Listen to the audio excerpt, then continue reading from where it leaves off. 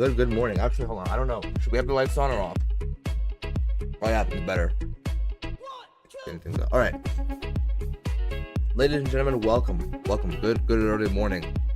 From Cancun, Mexico. We have a beautiful flight ahead of us. I did set the time a little bit earlier, like a little bit back, just because I like the morning departures. So that's what we're gonna be doing. I say we get this baby fired up. We are on an apron, so that's a little new. We're back in the 737-700, and we're back in the Canyon Blue. So should be fun, should be exciting. I actually really like this livery. I actually flew on one of these liveries just about 2 years ago before they retired it. M7813P, I believe, was the registration. You can look it up. I have the video on my YouTube from like 2 years ago, something. I speak a little funny. Don't worry about it. I'm completely fine. Let's get this plane started up, shall we? Battery and external power. Pump the lights up. The navs coming online. Look through here. We forgot to turn these on last time, so well, at least I did. Making sure all this is on. We're gonna immediately get the APU running, just because. The forward. 77 crashed in India last night. Yeah, I do remember seeing that. I believe I watched a Swiss 001 video. I think it might have been a dual engine failure. I was reviewing the video, and actually I reviewed it too. You can't hear any engines, right? You hear the engine roaring. And then I think it's General Electric engines. Those are fairly safe, but you would really hear them roar, and you don't really hear them. You can't hear them roar in the videos. So I would imagine it's a dual engine failure that resulted in this. But all prayers go out to those families and to the old people who were traumatized or injured in this. To the families of those who lost loved ones in that incident. Very tragic thing that happens. Let's get boarding started. Actually, hold on.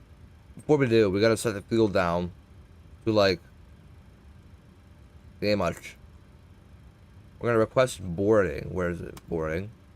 There we go. Now it's gonna do that by itself.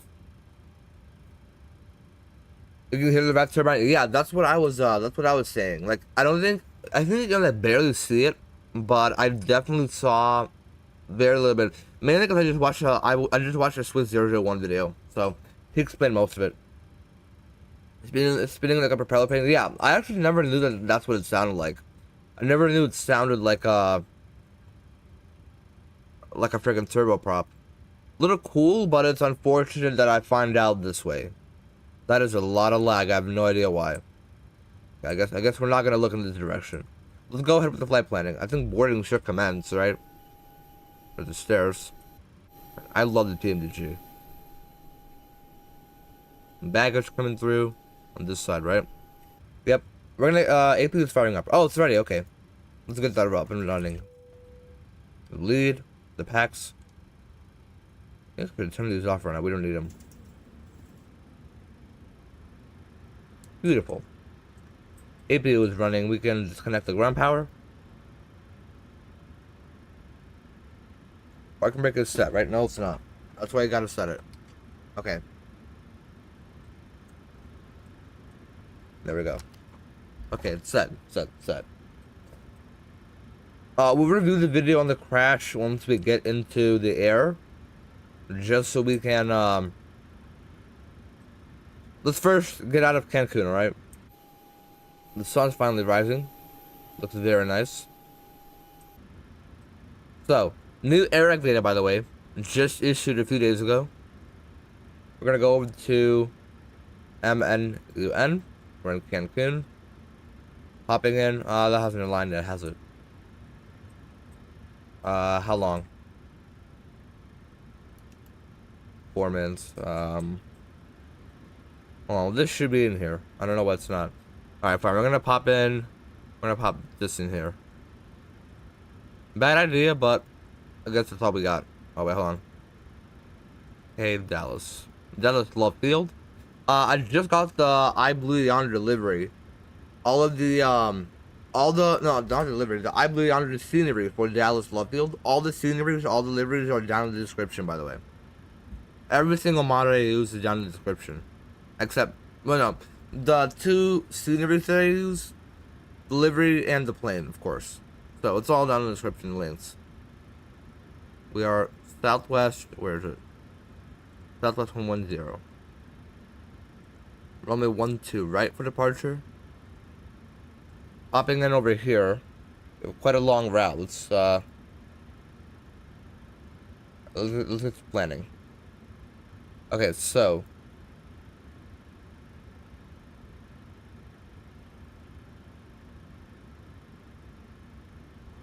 we're gonna hop over here. 12 right.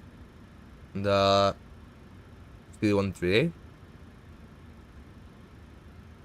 Punch it in for now. Let's take a look at what it looks like. Data. So this is not how we're gonna do it. What we're gonna do instead is something a little different. We're gonna pop in over here. It says U227, right? Uniform Tango 27 over to OMVIP. So Oscar, Mike, Victor, not Igloo. India, Papa. Let's see how that turns out. Let's just gonna be direct to that, right?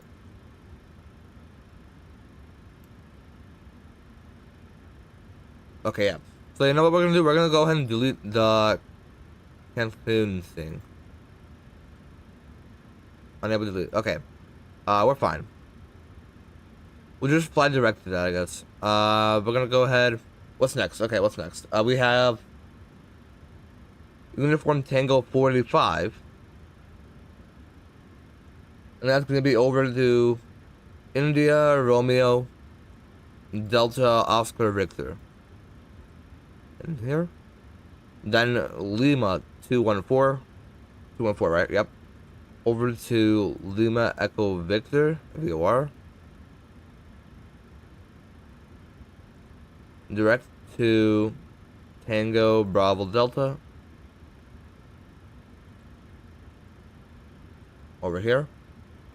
Direct to Alpha Echo X-Ray. And direct to Papa November Uniform Tango Sierra. Peanuts. And from there we got already a SID. So let's pop that in.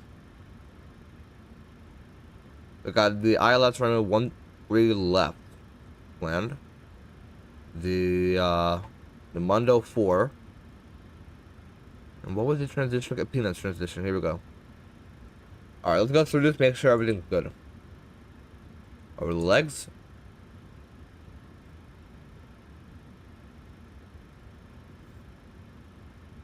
You know what we're gonna do? We're gonna immediately delete this Cancun. We're just gonna move Aniba up.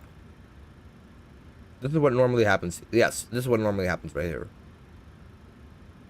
Yeah, below 200 in speed restriction. It's all good. Are we boarding? We're not boarding. Did I request boarding? I did. Request refueling.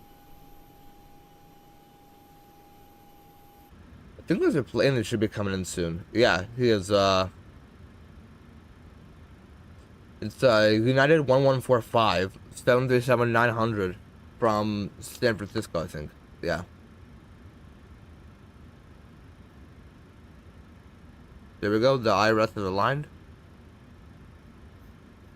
Should be all good, okay. Let's continue with this. Let's step through this, make sure everything's good. Aniba over to NoSug. NoSug. OMVIP. Alchem, Erdoff, Dagger, Plunder, Lev, TBD, AX, Peanuts, and then this is the star right here.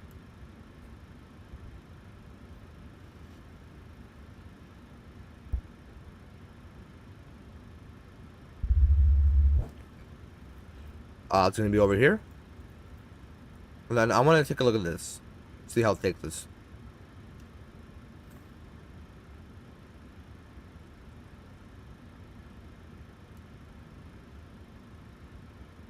Where's the airport?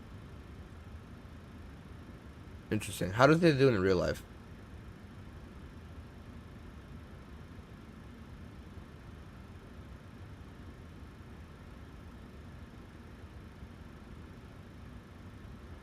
We might have to vector ourselves there. Like, let's see.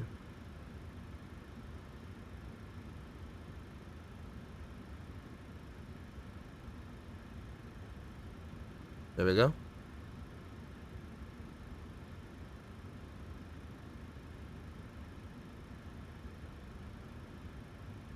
Alright, the Flight Radar 24 website is glitching. Let's try again. Nope, that's the wrong website.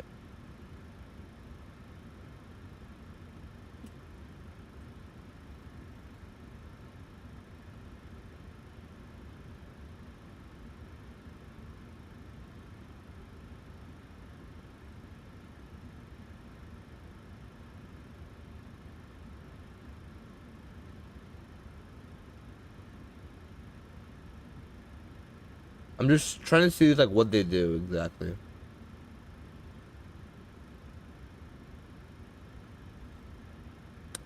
Okay.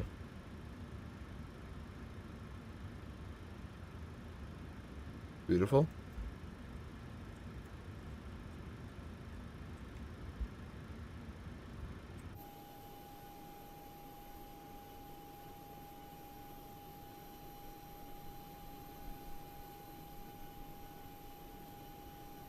Okay, are they gonna board?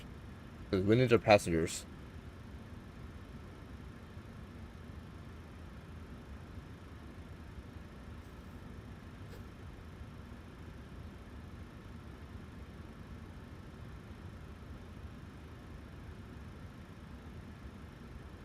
Okay, you know what? We're gonna switch our arrival over to the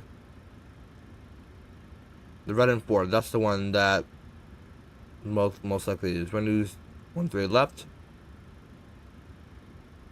and peanuts. Done. Now if we go over there, move peanuts up like that. It should be all good. Now it's gonna take us around like that. Ah yes, that's what I want. Okay. Alright, moving over. Next. Let's go over like that. Like that. Turn on the flight directors.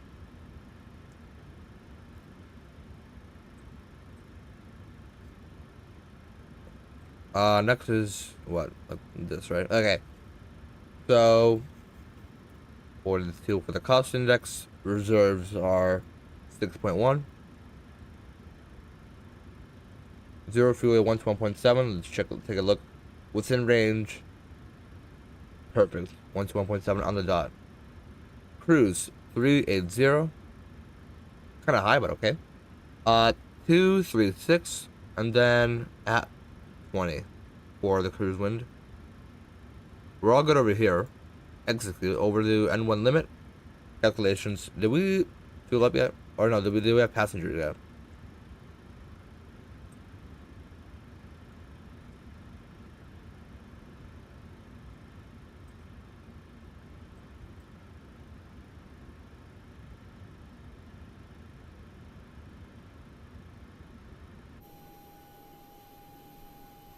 Hope we get the passengers on soon, or else I'm gonna be very mad.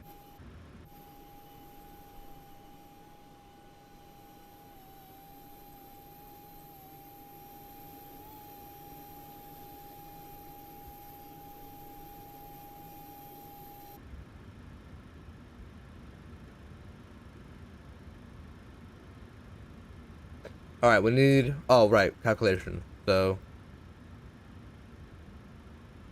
How many passengers did we say? We said, we had 126.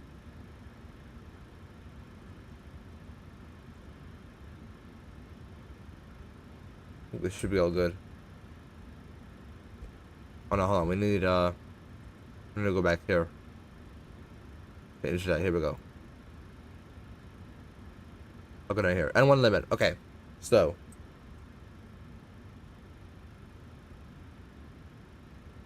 1, 2, right? Import. 3001 the altimeter. Right here.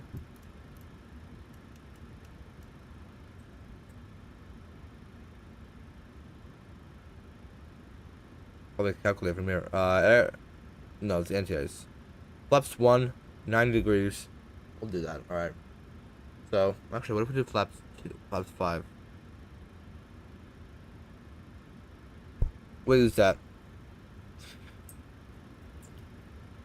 South temperature is 34. 93.1. 92.6. Close enough. I think we should be good. I hope. Moving through.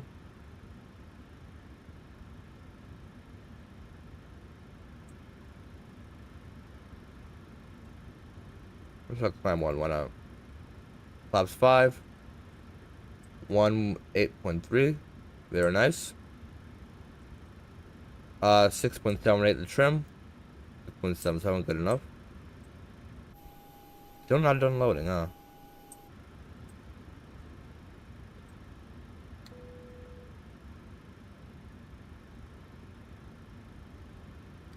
Probably shouldn't do that yet.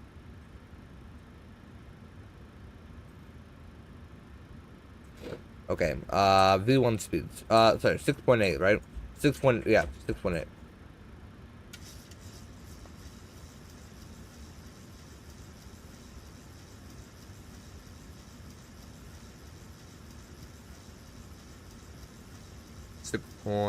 .8. They're like right here. Should be good. 131, 133, 138. 238. Good enough. And then 138 plus 15 is gonna be 153.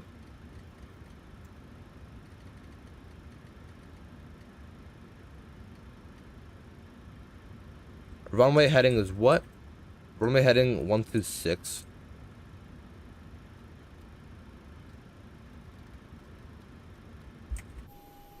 Finally done with fueling.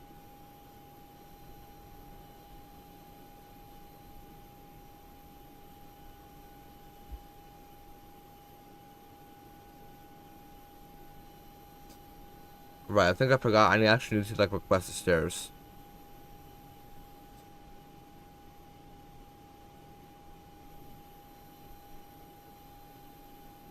Sounds really cool.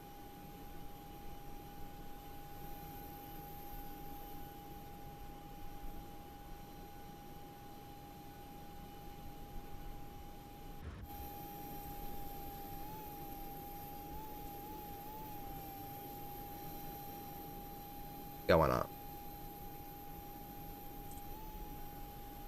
There we go.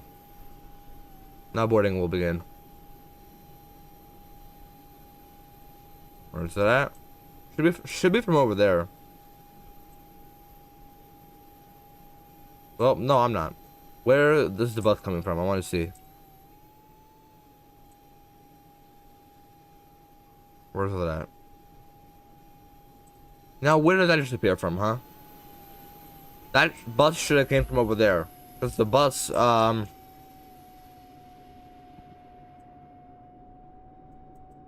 bus actually comes like... This building is like slanted like this, so the bus comes into here. Okay, I'll be right back. I'm sorry. My cat's doing something. Hold on.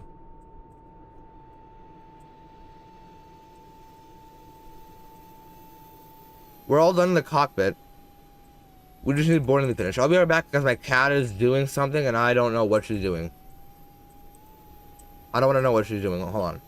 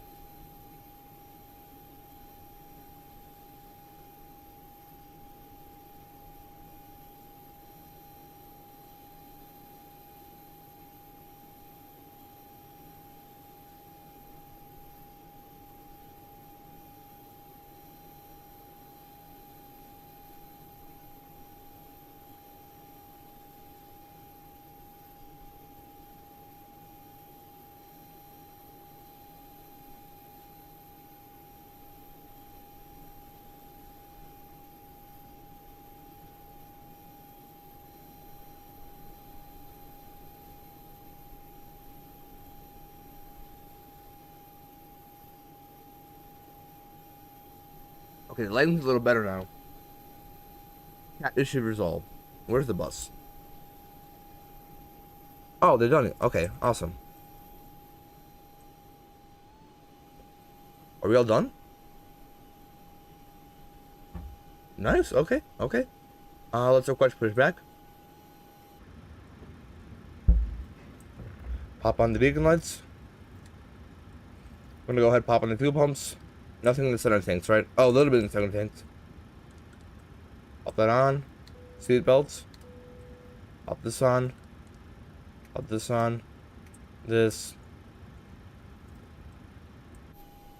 Right, I need to close the doors. Okay. Stairs can be dismissed. Yeah, interrupt. Hold on. And what the heck happened?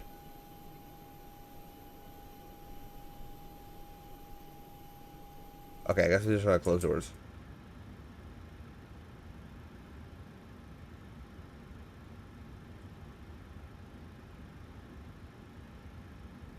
Doors, right? Close all.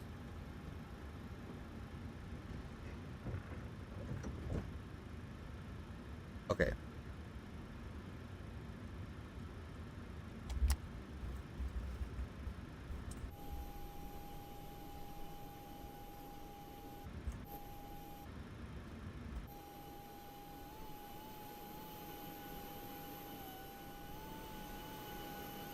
We got the Hawaiian shirt in there.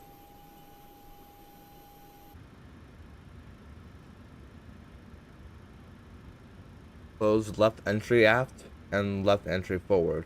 They're all closed. Right, bro.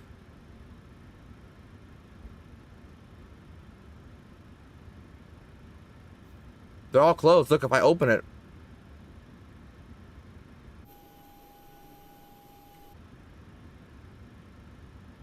You gonna shut up now? Oh my gosh, bro.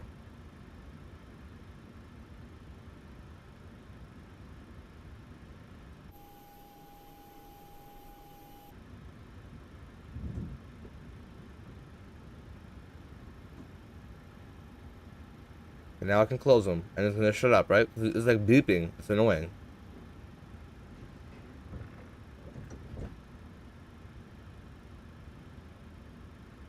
Okay. Should be all good. We're gonna no, Chuck's really okay. You know what? No, frick you. I'm not even paying attention to it. Altitude, top altitude. What's the top altitude?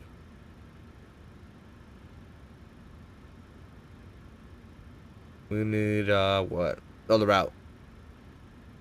Yeah. Maintain 4,000. So 4,000.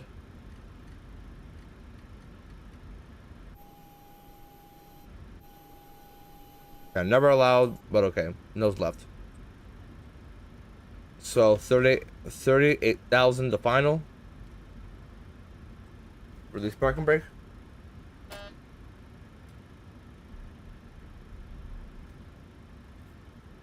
Starting the clock.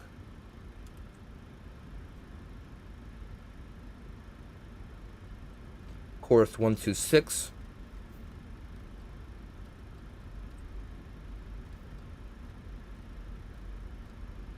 Okay, we're gonna shut up with a startup. Let's go ahead and start engine number 1. Starting 1.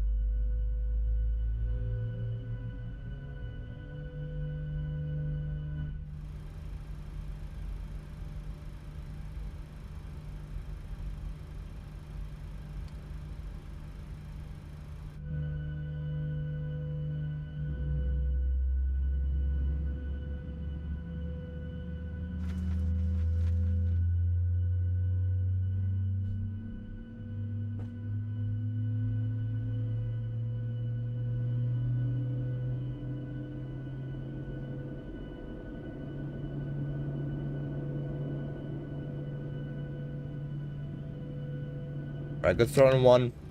Actually, I forgot real quick. Let's switch this. Both of these on right here. Starting 2.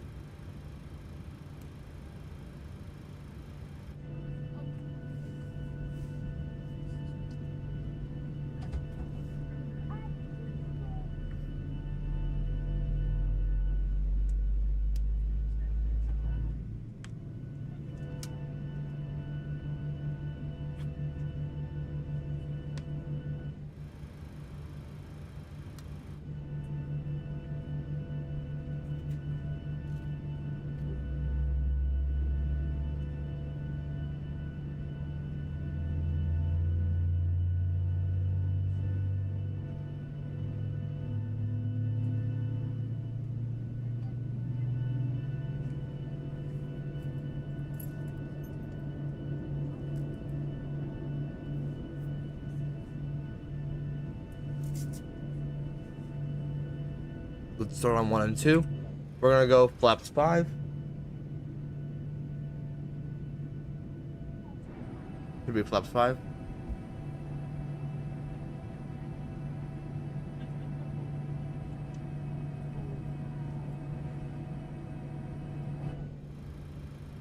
Double check. That's flaps 2, flaps 5. There we go.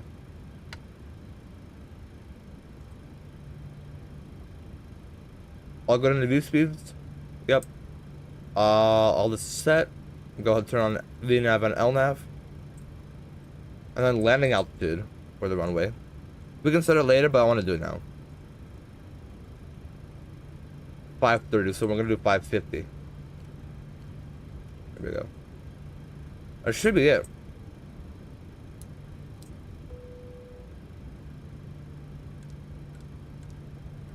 AP bleed comes off. Isolation valve, the auto packs back on auto. Engine bleeds are on confirmed. We're gonna go ahead. It's already on, right? We're gonna pop off the APU generator, and the APU itself is gonna come off. It's gonna stay on show and ready. Logo lights, wheel lights, no, this all stays as it is. All right, so taxi. Take a look. So taxi is gonna be. Actually, we're right here. So just like this, we're gonna take Echo 2, I believe. Or was it Echo 3? One of those, either one of the Echoes. I think Echo 3. Down to Charlie 9 right here. Pretty straightforward.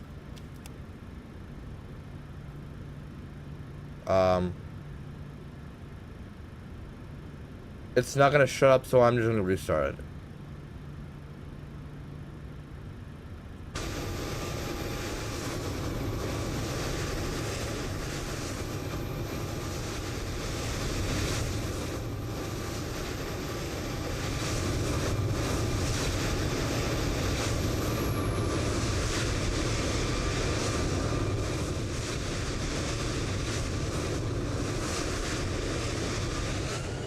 We're gonna reset the camera so I don't lose it here in Cancun. Let's go ahead and set it like right here.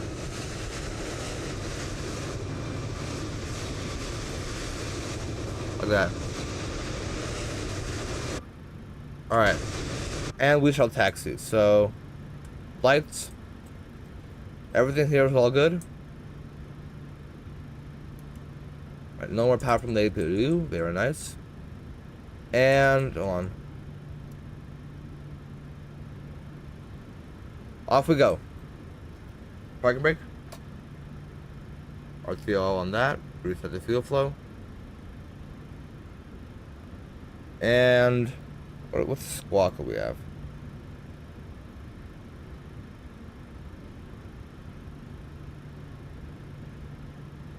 I think we're actually we got a squawk 2000. I didn't get any instructions, interestingly enough. So here we go. All right, pull up.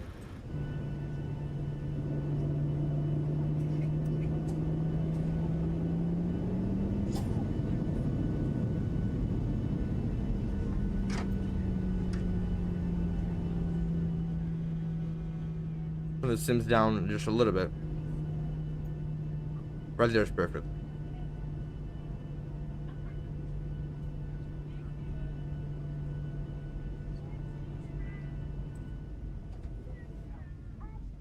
We'll give it a little more juice as we go.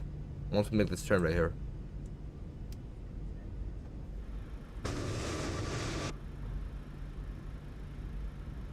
Can't nick me and it hurts. Let's see. So left turn right here. Echo 3. Give it a little juice in the turn.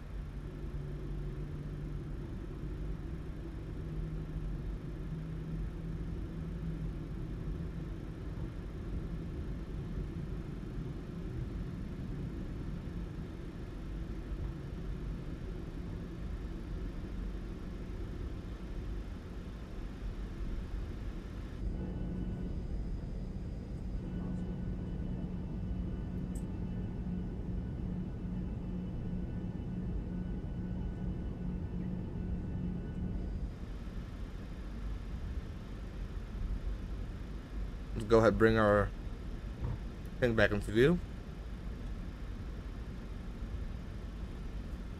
And idle.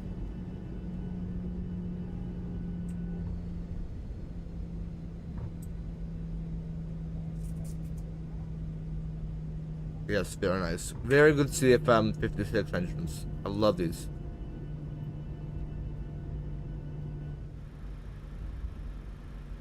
Okay, so departure. Just following the flight directors up here and should be all good. Fuel pumps are all on, lights are all on. I'm gonna pop these on later. Seat belts right.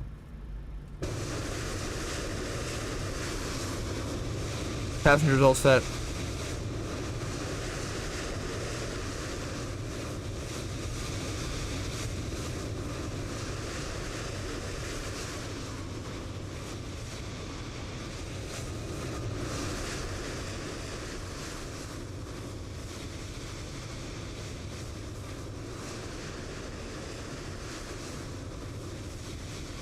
Sprint shot right here.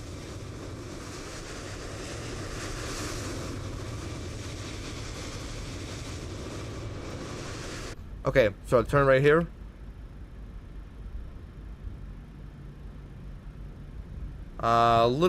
Actually, I think we should be good on juice for now. Yeah, we should be good. Surprisingly. Okay, he has vacated the runway, so we're all good. All clear.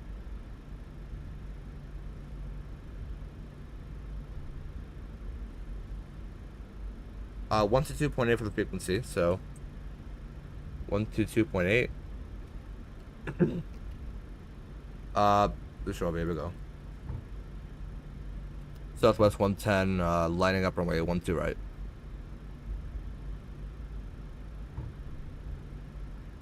Alright, so line up. We're gonna do a rolling takeoff, so like a classic Southwest move. So we're gonna punch the lights, take that all on. Should be all good. Just double check once we get straight here.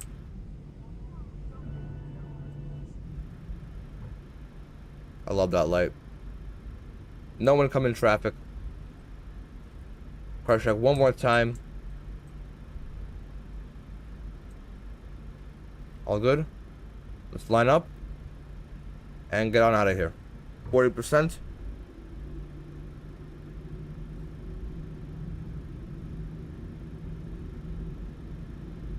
Put the clock. Auto throttle. Okay.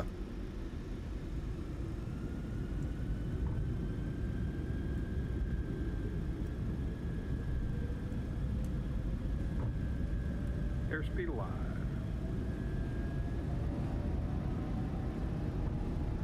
I don't know why I didn't do that, but okay.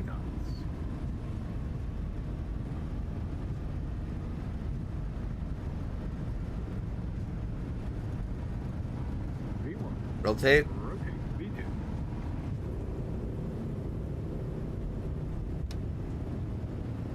Flight directors. Brake. Veer.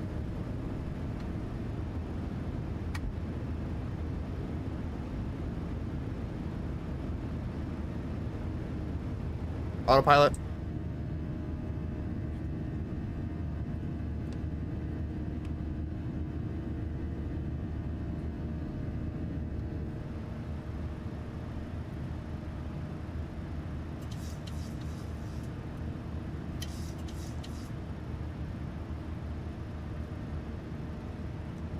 Hello.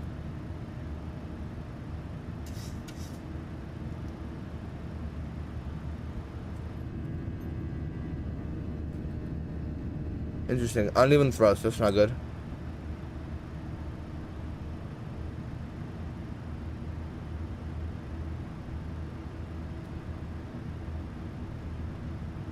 There we go.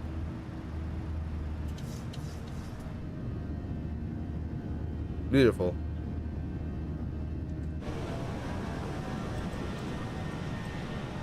There we go.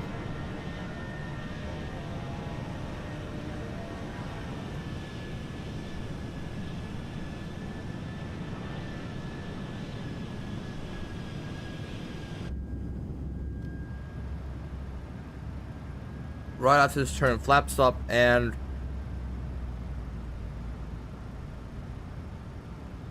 rip Canyon Blue. Yeah, I know, man. We gotta bring it back so fast. 200 knots through this turn. We're gonna go flap 1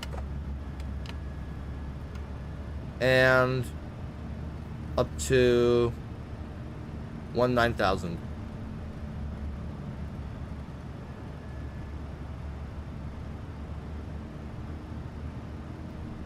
Flaps up.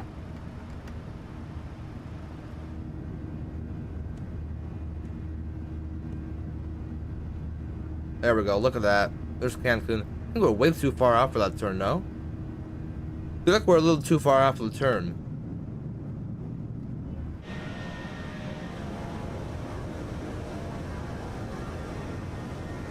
I love this livery so much. I want this livery back so badly.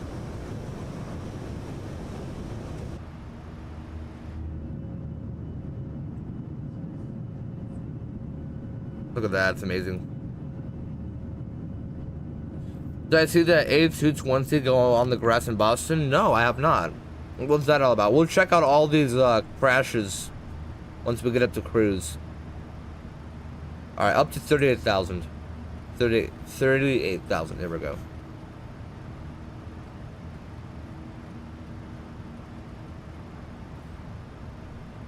Sync the heading.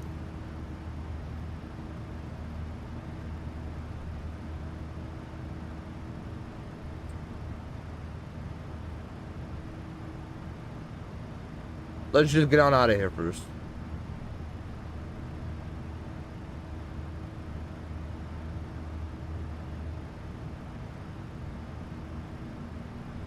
$8,000. Oh, amazing. Look at that. That is definitely like an unrestricted climb, freaking fighter jet type. But I forget it. We're Southwest. They can do whatever they want, or at least they used to be able to. Can't really do those things anymore. Don't worry. On this channel, we're doing classic Southwest. That's why we fly the old liveries. We don't pay attention to their new leadership. We're doing the old Southwest way.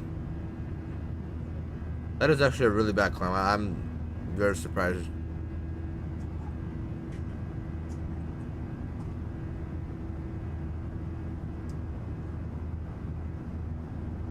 Should be 10,000, right? Yep. Gear off. Lights off. Let's go back to off. Lights. Alright, let's check. Flaps up. Spoilers disarmed. Thrust is good.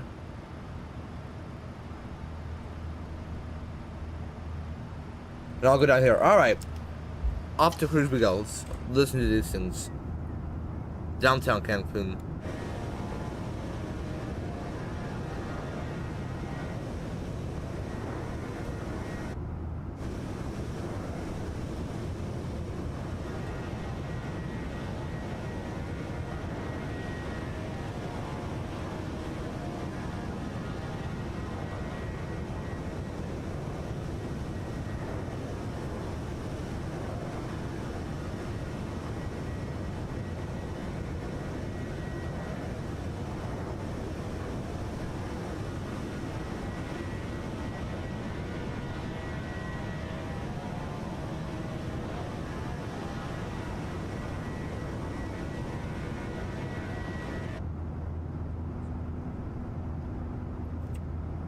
believe right here is all the like the resorts that we go to. Because I go to Mexico. If you guys don't know, I go to Mexico every single year. So right below is all the resorts that we usually go to. Like right here. This last year we were at one of these. It's called Real Dunamar. No, it's definitely like over here. One of these here. This beach is not that straight.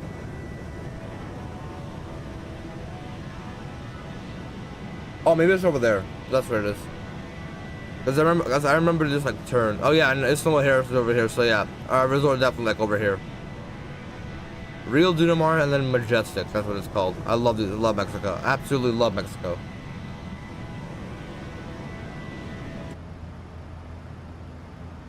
All right, let's take a look at this. So sim sounds come down a little bit. We're gonna get some music up. Actually, first we wanted to look at those. Okay, so Captain Steve. I don't know if you guys know about Captain Steve. I'm sorry, I cannot say his name, bro. Captain Steve. My gosh. Okay, you know what? I'm just gonna watch his stream. He does a really good job of explaining all these crashes. He does an amazing job. So we're just gonna watch him once we get past 18,000, because we're almost there. 7 minutes in the air. Next turn coming up here. Oh, it's right here.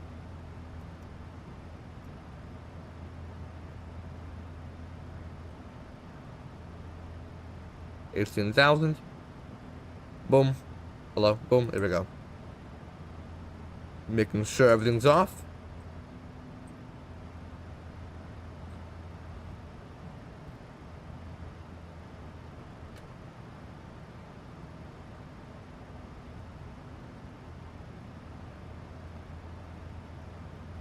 Think the heading.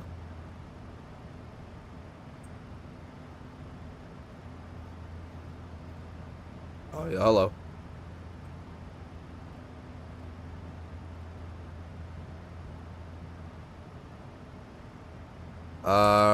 And I think we should. That is very, very blue. I have no idea why it is like that. And we're all set.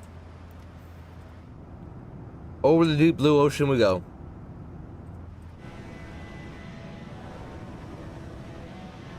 Oh, nice. This is like nice and blue. Okay. Alright, let's start watching some videos.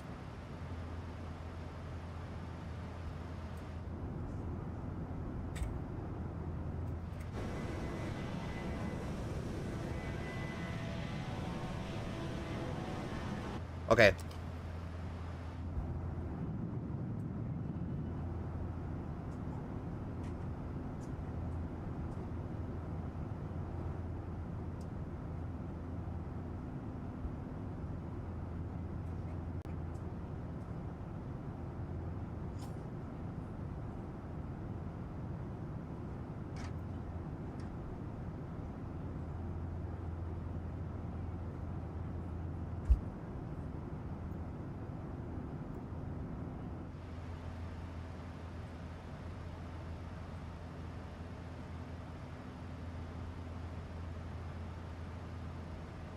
This guy.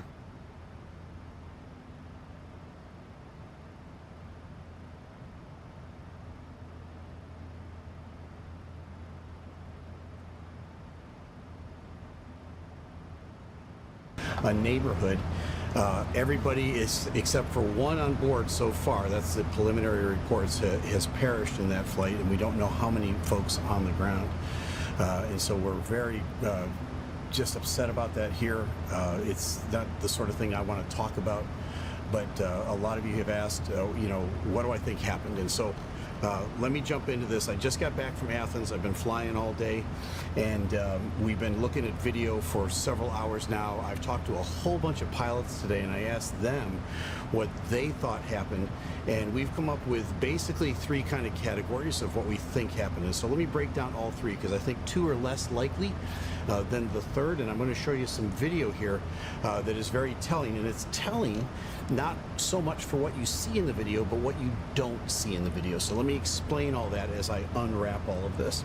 So we've got an episode here where it's a Boeing 787, a very reliable airplane. This airplane has a great track record.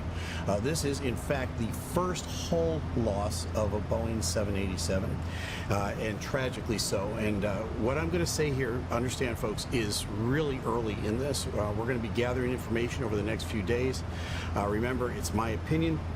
I've got some theories based on the early findings here, but rest assured, as more information unfolds, maybe the black box information comes out, we will make additions and deletions and corrections to anything that I say here. But the three main theories revolve around the loss of lift of this airplane.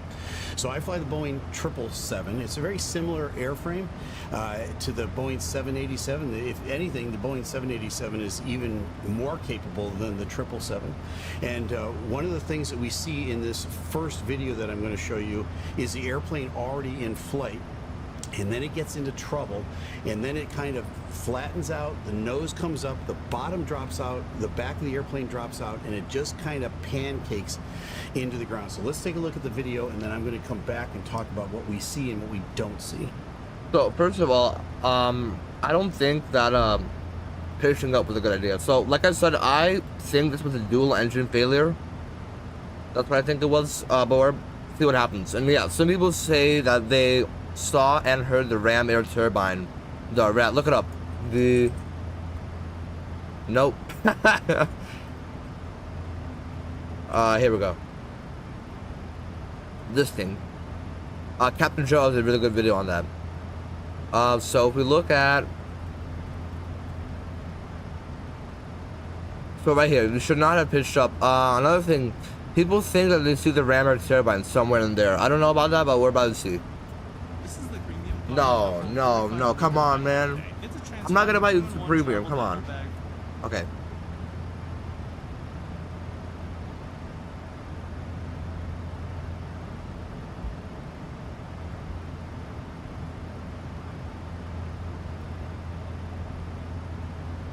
Okay, there's the fireball. We see the airplane come from left to right in our screen.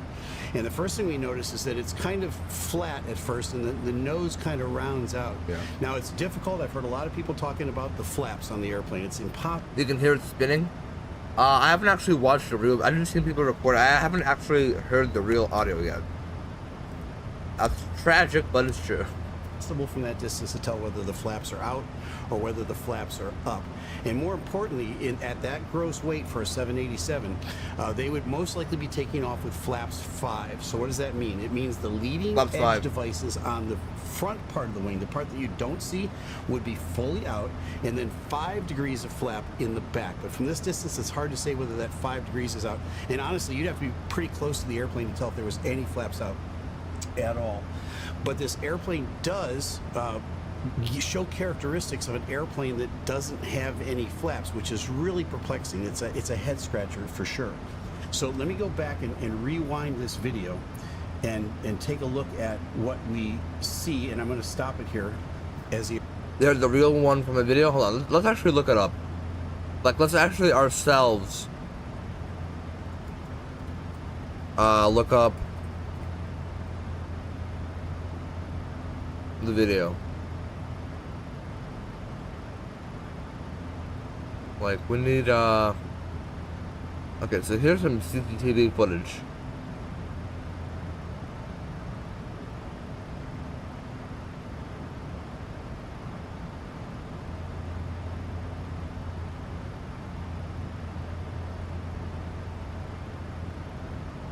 So it's final rotation.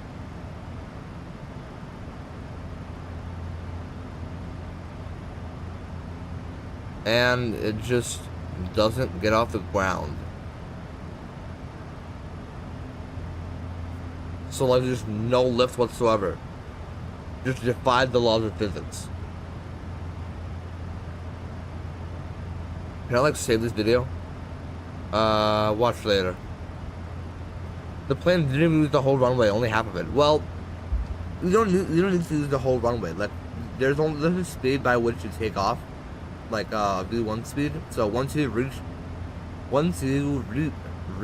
V1, you don't really even need to use the whole runway. So if you used as much as you needed, these words, bro, I can't even pronounce. Okay, we need the other footage.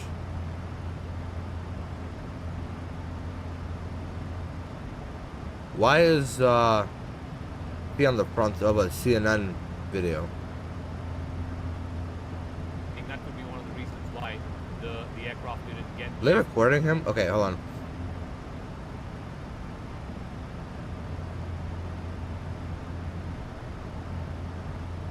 Let me see. No, I was not returning from London to Delhi. I was from Delhi to Ahmedabad sector of the same plane which departed from Ahmedabad to London Gatwick. See, in the tweet, I had shared 2 videos and 2 photographs. So in one of the video, I have recorded like about the it was not working. You know, the compressor was either going on, off again and again, right? Which is kind of unusual thing. Second thing, as usual, the in-flight entertainment was not working. Yeah. So the AC was not working, on-off, compressor on-off, and then this in-flight entertainment was not working. Then after takeoff, also I don't. Well, in-flight entertainment not working is like a normal thing apparently nowadays. Compressor for the packs. That's interesting. The cabin's not getting any AC. That's a red flag already. That's already a red flag. Like especially if you have a compressor stall on rotation with no.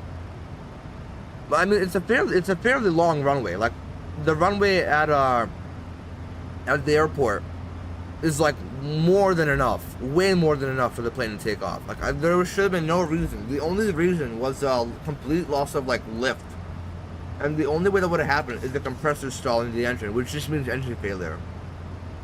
What didn't help is again probably the packs were off of the cabin. They were all being redirected to the engine, which is interesting because they have enough runway.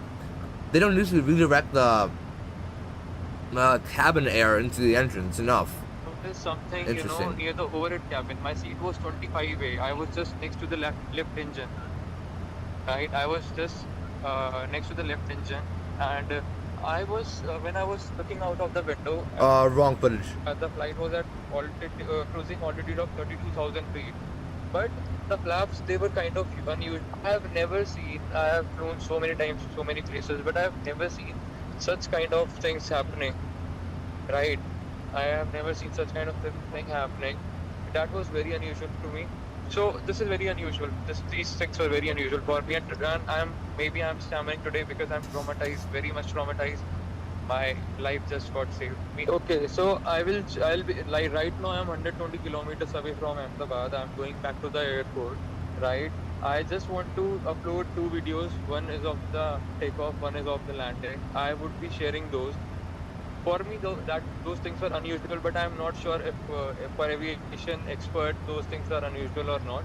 So I'll be sharing the videos once I am at Ahmedabad airport. So apart from the in-flight entertainment, as I told you, there was some silver foil and a black wire and some tissue papers hanging up near the overhead cabin.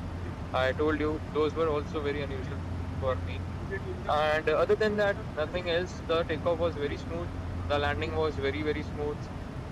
In fact, my seat was 25. I was just above the wheels. Okay. So this guy, he was on the same plane, but on the flight that came into the airport. So he was on the flight before. Despite that, the landing was very, very smooth. I did not notice any such thing apart from these things, but the flaps things, yeah, the flaps during takeoff and landing were kind of unusual. In fact, the left side of the wing only. The left side of the wing, or like, I don't know, there was something unusual in that, which I noticed. Because we don't have the option to Not sure what it means. Move the flaps up and down, right? It can only be adjusted 1, 2, 3, 4, 5, light and dark, that sort. Second thing is, there was no button overhead. There was no button overhead to call the cabin crew. Nothing. Because I was suffocating when I made the video on the ground. I was literally suffocating, right? I wanted to talk to the cabin crew to tell them about the issue.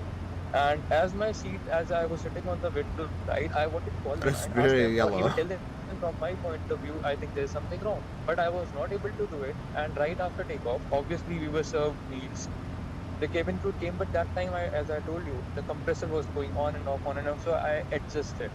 I was continuously in touch with my father about this, but he told me, ki, okay, theek hai, chalta hai. One more thing, my seat was window seat. I switched my seat with my father. I came to the middle seat because I was feeling very hot due to sunlight as well.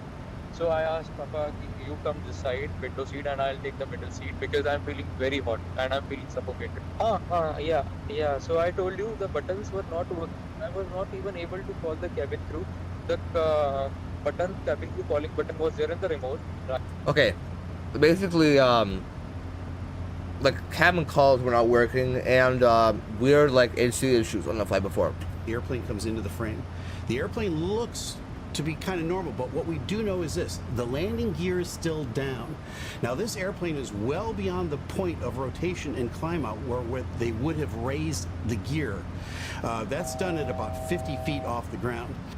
So very quickly, that's it should be cruise, right?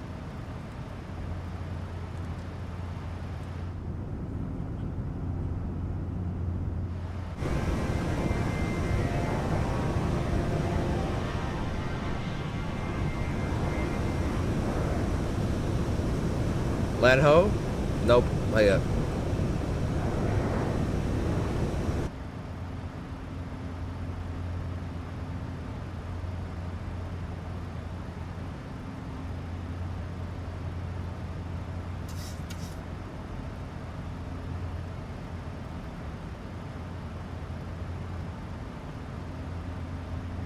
Let's just wait until we level off.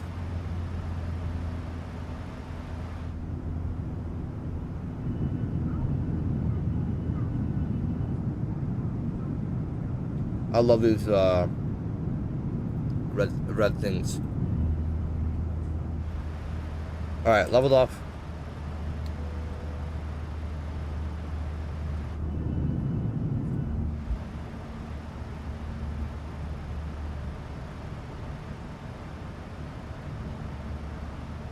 And so more on that in a minute. What we also see is both engines, we don't know if they're producing thrust, but what we don't see out of the engines is any sort of flame, any sort of sparks. We don't see any indication that they're not operating normally. Now, everybody's been talking about a power loss, and I've watched a bunch of videos and people on the different channels talking about this. And they say, well, it was a power loss, and that's why the airplane descended and crashed. Let me be specific with this. This was a loss of lift. It could have been caused by a power loss. So that's theory number one, is that they lost power on both engines.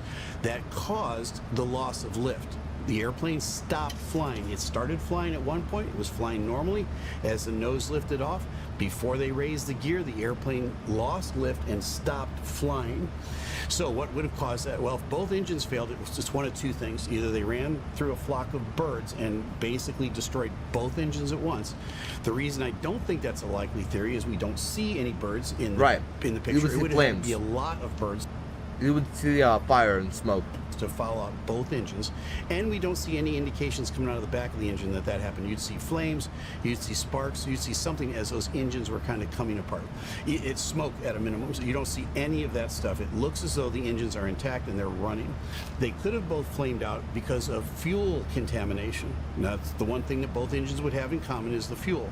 The problem with that theory, at least in my opinion, is that as they pushed up the power to go down the runway, they would have had the indications of a sputtering engine if the fuel had been contaminated. There's no indication that they did. They rolled down the runway, and I'll show you that video in a minute. They rotate at the normal speed. They take a nose-up attitude, which is really normal for that airplane at that speed. Everything else happens after that. So I don't think they lost power on the engines. Now, we could find out in a day or two that's exactly what happened, and that's what caused the loss of lift. But that's theory number one. Theory number two is that they took off without the flaps out. They took up with flaps up. The problem with that, and it would be indicative of the way the airplane kind of wallowed into the air and then came back down. The problem with that theory is this: they would have had to get through two complete checklists and not put the flaps down, because two checklists on that airplane, and they're electronic checklists, they're integral to the airplane. It's not like a paper checklist that you hold. So the airplane literally will not let you taxi out and take off without the flaps deployed properly for that weight and that airport that you're at. All that stuff is determined ahead of time. Right. Before taxing out, that's why you usually put them. That's why the flaps usually go down before you start taxing, so you don't freaking forget. And also, the takeoff configuration. Like as soon as you would put thrust to takeoff power, it would start screaming at you. You know what I mean? Like it would scream takeoff config for you. Because if you put in the correct flaps into your computer, right into the MCDU. So it knows what to expect, but if your flaps are not that, it would be alerting you. So they would have had to manually override both of those checklists, then for some unexplained reason take the runway, and once you put your power up in a 787, just like my 777, once you put the power up, the airplane knows you intend to go flying. If you're not configured for flight, in other words, your flaps are not deployed, it makes a racket. A big red light comes up and says config warning, and then both master caution lights in front of both pilots flash, and then a horn goes off, and it's deafening.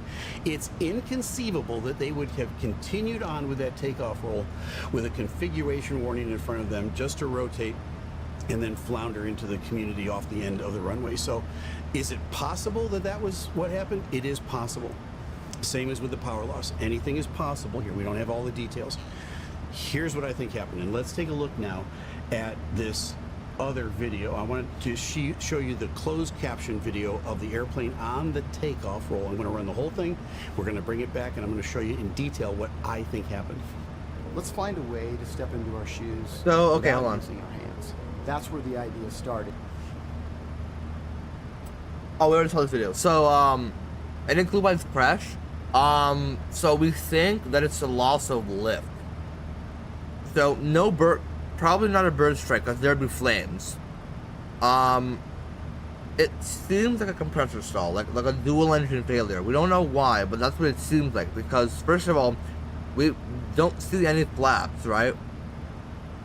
Well, you'd have to be kind of close to see them, but you don't hear the engines. You hear a ram air turbine, and the only reason a plane would fall out of the sky like that is the loss of lift, which again would probably be a result of a loss of power to the plane. Because if you don't have enough thrust propelling you through the air, you can't really generate any lift over the wings.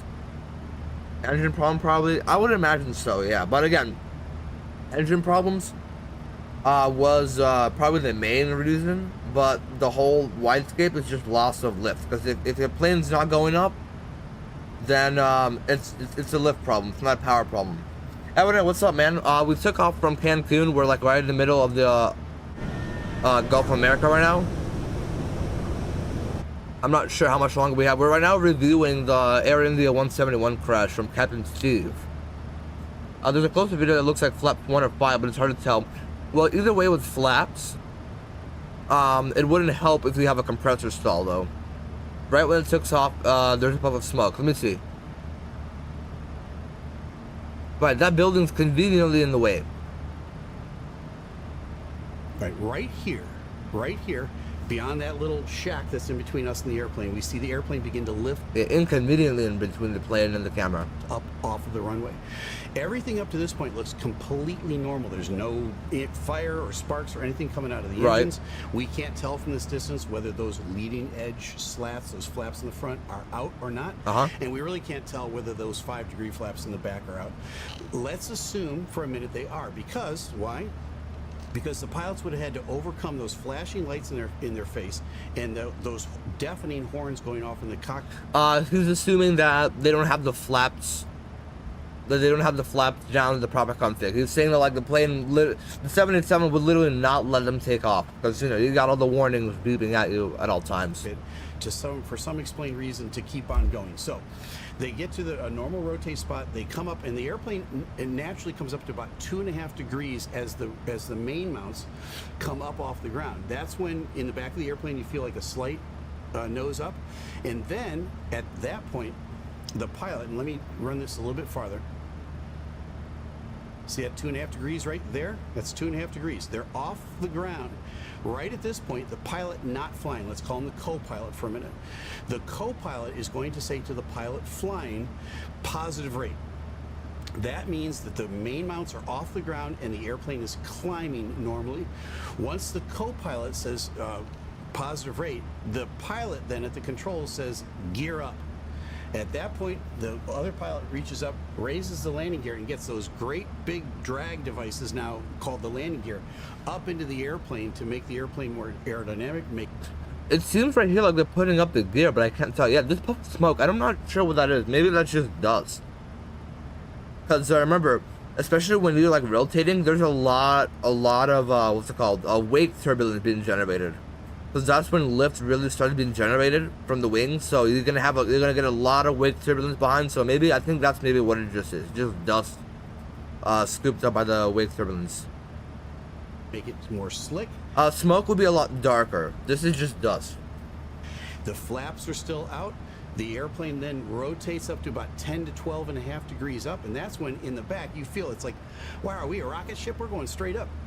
The airplane has plenty of lift over the wings, has plenty of thrust going on, and now those big landing gear, the drag devices now have been brought up into the airplane, and man, it takes off like a rocket.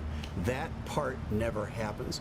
Right here, as we're looking at this airplane, the gear should be coming up into the airplane. It never does. Let me play it a little bit longer, and then I'm going to tell you why I think it didn't. It looks like the airplane up there, but no, I guess it never does. Right? Yeah, that's not positive rate. Is the point where the pilot flying would normally bring the airplane up to about 12 degrees nose up. 10. The gear should be almost completely up into the airplane. At this point, it hasn't budged an inch. You're going to see on a 787 the ends of the wings start to bend a little bit. They usually bend a lot more than this airplane. Why? Right. Because as the airplane's picking up speed and it's picking up lift over those wings. If you have a lot of lift, the air from... So, I don't know if you guys know about aerodynamics, but... Let's take a look at an airfoil, for example. So, the most amount of lift you're going to get is right over here. Right at this point right here. So, flaps just come down over here. They just give the wing more air. They just give the wing... Hold on, you know what? They give the wing a lot more area to work with. Like, they just increase like... Well, no, hold on, no. Actually, slats just come out over here. Just increase right here. This the flap is really what gives it the most. So it just increases like increases the area that the most lift can be generated. Just allows you to do more acrobatic maneuvers at slower speeds. What happens here, though, that I see myself, is, first of all, so with all this lift, right, going over the wing, you also have some, let's say this is like the wing, this is the fuselage right here. You'd also have air going, like, a little over the wing, like that. So, if you guys know how lift is generated, so high pressure always wants to, high pressure air always wants to go to low pressure air. That's I forgot what principle it's called. You'll learn about it in high school science, I believe.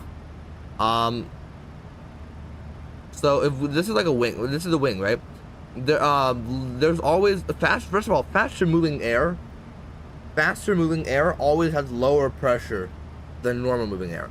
So right here, where this shape, I don't know why exactly, because I didn't study that yet, but this specific shape, the airfoil, the specific shape of the wings, is made in such a way that air going above the wing would accelerate faster than air going underneath. Sounds like a V-speed error? Maybe.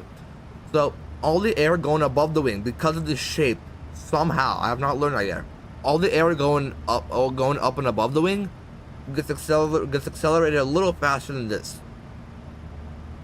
This causes low pressure. Okay, so low. Hold on. So this causes low pressure above the wing, and high pressure and normal pressure, which is higher compared to the top one on the bottom of the wing.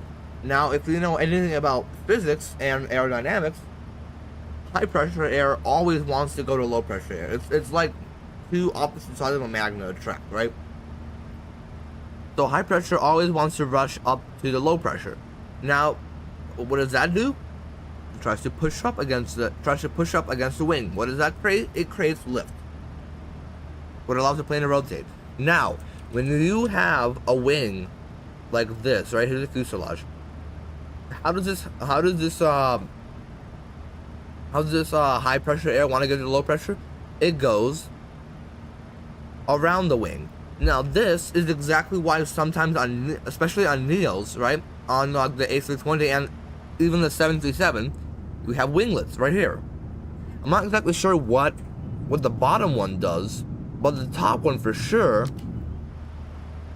gives the wing a lot more space to work with, so the high pressure air needs to travel a lot farther to the low pressure air compared to without a winglet, right? So the sharklets, they actually increase lift, right? They allow you to fly more efficiently with a lot more lift and allow you to take off a lot earlier. That's why the Neos always take off like a rocket. I'm sorry, I cannot speak like this because I have an expander right now and it sucks. But the basically the winglets, they just generate more lift, okay? With the 787 though, the wings are designed to bend, so they act like a natural sharklet or winglet or whatever. So the air still has to travel a lot, you know what I mean?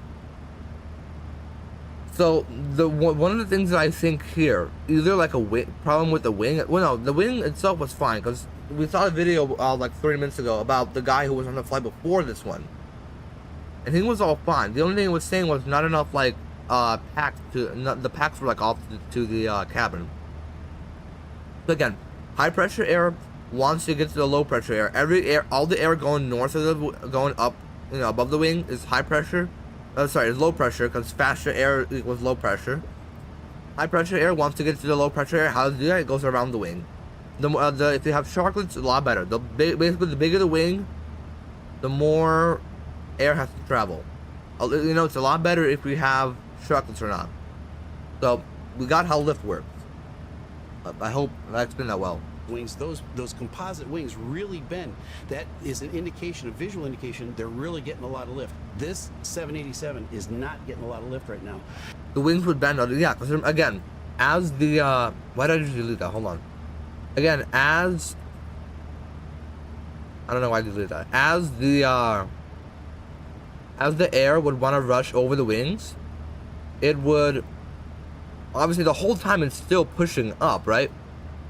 That's what gives it the lift. That's what spreads the lift all over the wing. Now, especially right here where it wants to make this turn, it's going to be pushing up even harder. That's what causes the wing to bend. And again, obviously there's not enough lift because the wing's not bending. So there is no lift in general. The question is, why is there not enough lift? My theory, along with a lot of other people, is that there's just not enough power. They didn't have power. But nothing's going on with the engines as far as I can see. Now, let me continue with this. At this point, watch the nose. It starts to go over right there. Bad idea. It starts to come back over. Why is it doing that? Here's what I think happened. And again, folks, this is just my opinion. This is a theory, one theory among many. Any of the others I could have shared with you up to this point could be absolutely right. But why do I think this one is more likely than the other two? Here's why. I think the pilot flying said to the co-pilot, gear up at the appropriate time. I think the co-pilot grabbed the flap handle and raised the flaps instead of the gear.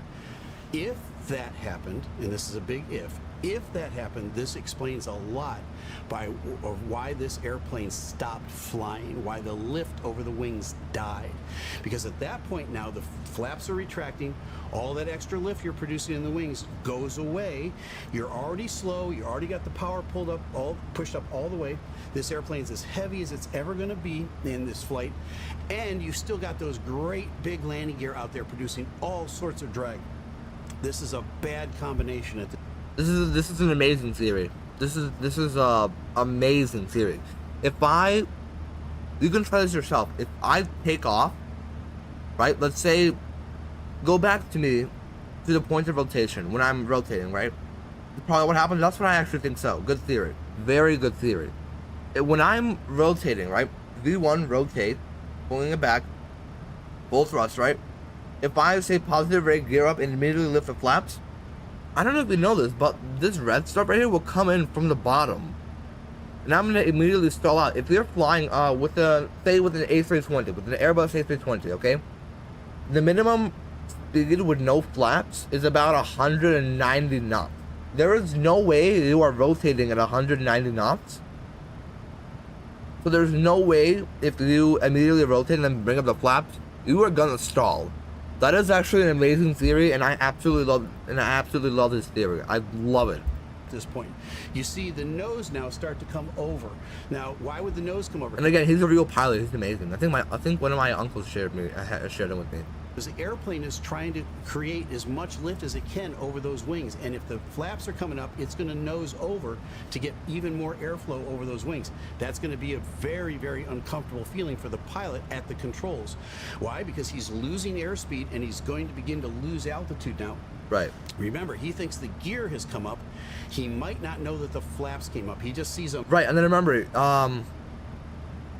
again, remember the gear causes a crap ton of drag.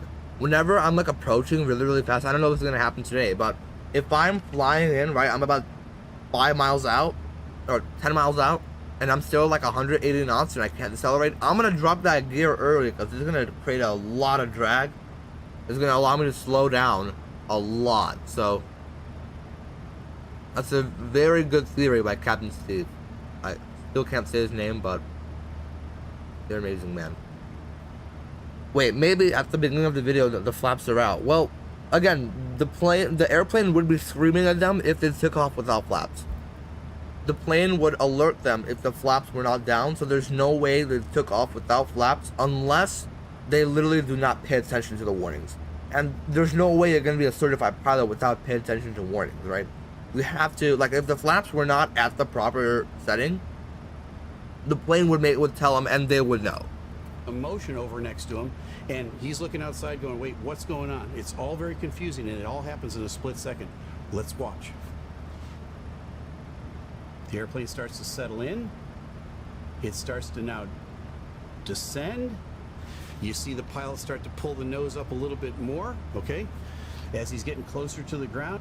I'd actually do the opposite. I'm not a real pilot, but I would not actually pull up. I would actually try to level off. I'm not a real pilot, so I don't know if that's a good idea or not. He's probably got the power pushed up all he can, and now I think he's going to get into a power on stall. Not enough lift is being produced by those wings. All that drag is being produced by the landing gear that's still out there. Could anything have saved the day at this point? Maybe if they'd raised the gear. Maybe if they'd raised the gear and put the flaps back out. But it's very unlikely that once this gets to this point that they can recover from it. And now watch what happens. The airplane begins to kind of wallow, right? The pilot pulls back even more on the nose. That aggravates the whole thing. And now you get this waddle into the ground, and it's in a controlled power on stall until it impacts the ground.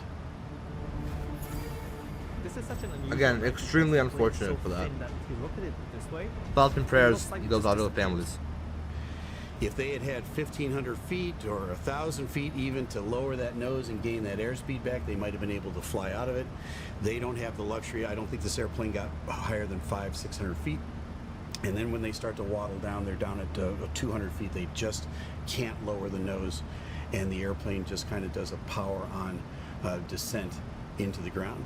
So that's my theory. Now, I could be completely wrong about this, but the flight characteristics look to me to be an airplane that doesn't have enough lift coming over the wings, and the only The fact that 2 people survived is crazy. Do they actually?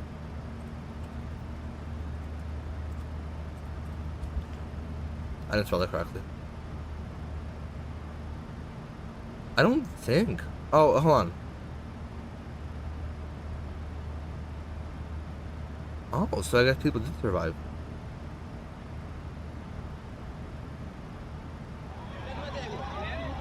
Video posted to social media appears to show the sole survivor of the London-bound Air India flight that crashed shortly after takeoff. Air India confirmed that Vishwas Kumar Ramesh is the only survivor out of 242 people on board the plane. They said Ramesh is a British national of Indian origin. Ramesh is now being treated in the hospital. Doctors say he is in, quote, not very critical condition. Oh, praise God for allowing him to survive. So I don't know where you heard 2 people, but so far there's only 1. From the plane.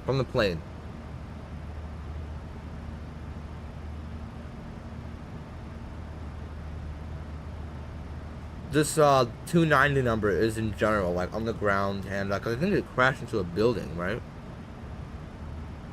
Yeah, it did. Only way that could happen is if they didn't have the proper flap setting.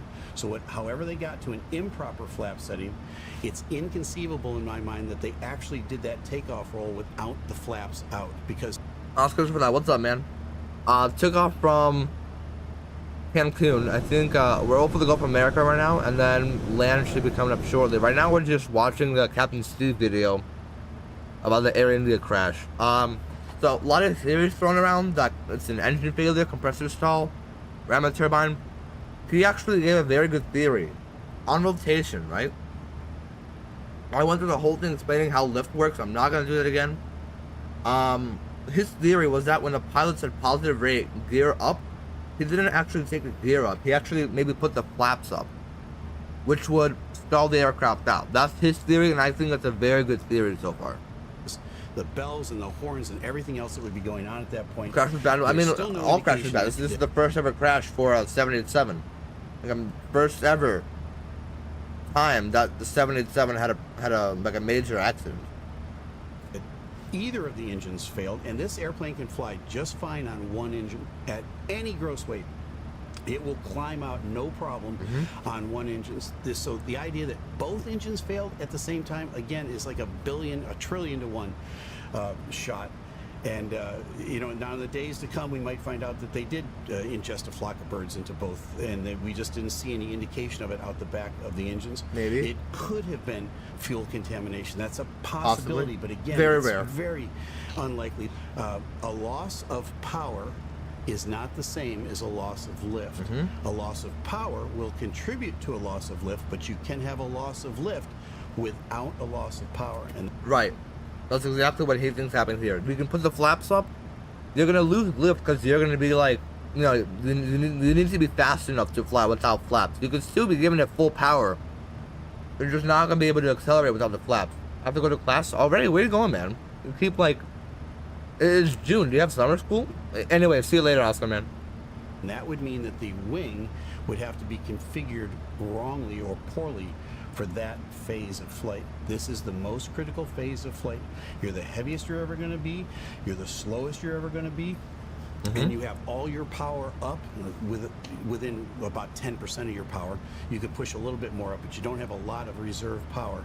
All of those things are working against you, and if you leave that big old landing gear out there, man, it really starts. Yeah, mass pass.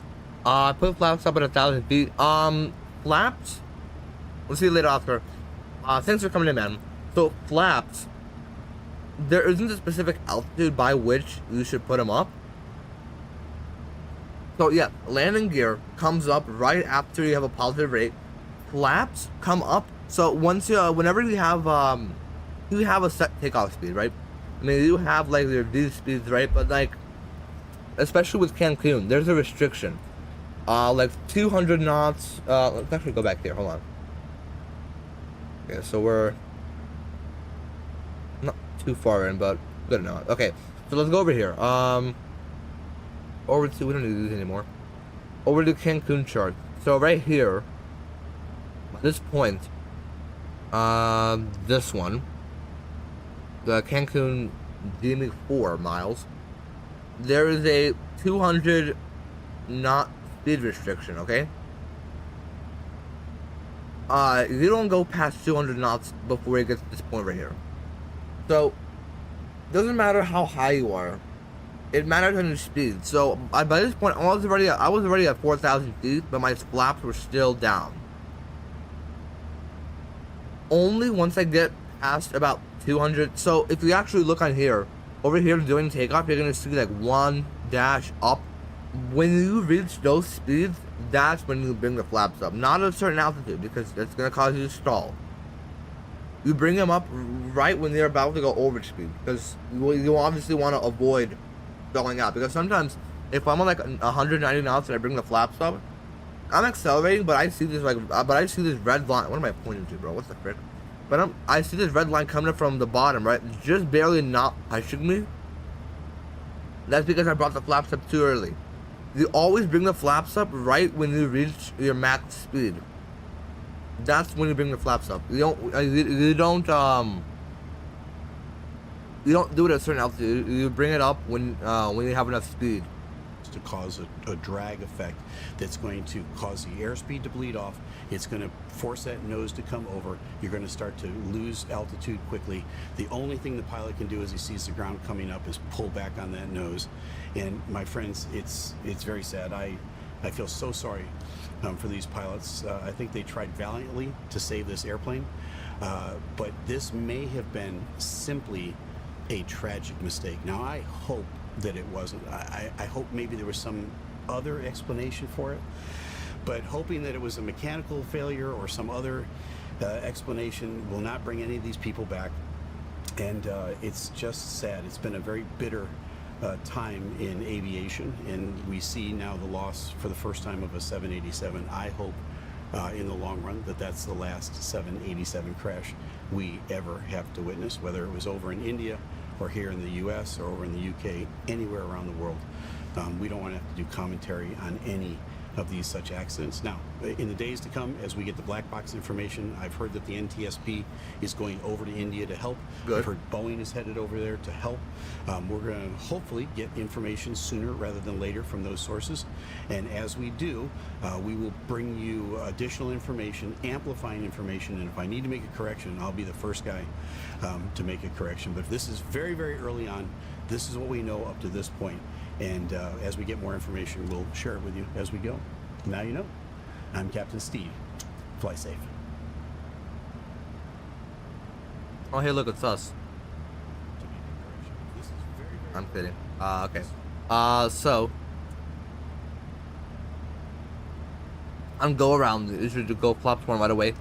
With go arounds, you wanna flaps. Yeah, flaps. We can sit down, talk about flaps for like a good hour. If you're landing flaps 40, you probably want to go flaps 15, then flaps 5, I think. Again, it all depends on speed. Doesn't matter what flap setting. If you're landing at 130 and you're all of a sudden accelerating, right? You're 160, 180, bring the flaps up to flaps 15, flaps 5. Don't put them all the way up to 1. Same thing with Airbus. With Airbus, though, it's a little different because you don't have flaps 15, flaps 40. We have flaps 1, 2, 3, 4, right? So if you're landing flaps 4, you wanna on a go around put it up to flaps 3, then flaps 2, then 1. With Boeing, you wanna always look at your speed, right? Always, right as you're about to reach max speed, put flaps up about two settings. Then again, 2 settings or something. So again, if you stick around for our landing into Dallas, you'll be able to witness it. I'll instruct you on the flaps. Where's land? I think maybe land over there. Hopefully. Again, very unfortunate what happened with the Air India crash.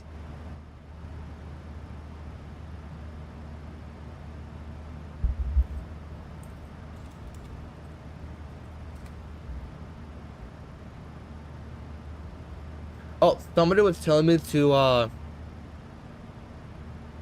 look up the Airbus A220 at Boston. Here it is. In a second. Here's the A220 at Boston. No, I'm not going to Facebook, bro. Come on. Alright, this feels almost illegal to know, but our windows were so old and just desperately needed to be. Also, we're watching as we talk about aviation. What is going on in Boston? Boston Logan Airport, a JetBlue jet is facing the grass. It's not where it's supposed to be. WBZ picks it up. All right, welcome back. We've got breaking news of a plane off the runway at Logan Airport. You can see it right there from Sky Eye. This is a JetBlue flight, 312, into the grass off runway 33L. Thankfully, no one was reported hurt in this. Still, it's interfering with airport operations, and there's a ground stop at least on that runway that we know of. The passengers disembarked from the plane. You can see that mobile stairway driven right up to one of the rear exits. Earlier on WBZ News at noon, we saw passengers disembarking and being bussed back to the terminal. Right now, approximately 10 first responder emergency vehicles are on scene and moving about. Now, we just received a statement from the FAA which says JetBlue Airways Flight 312 went into the grass while turning off the runway. They said 312? Blue Airways Flight 312 went.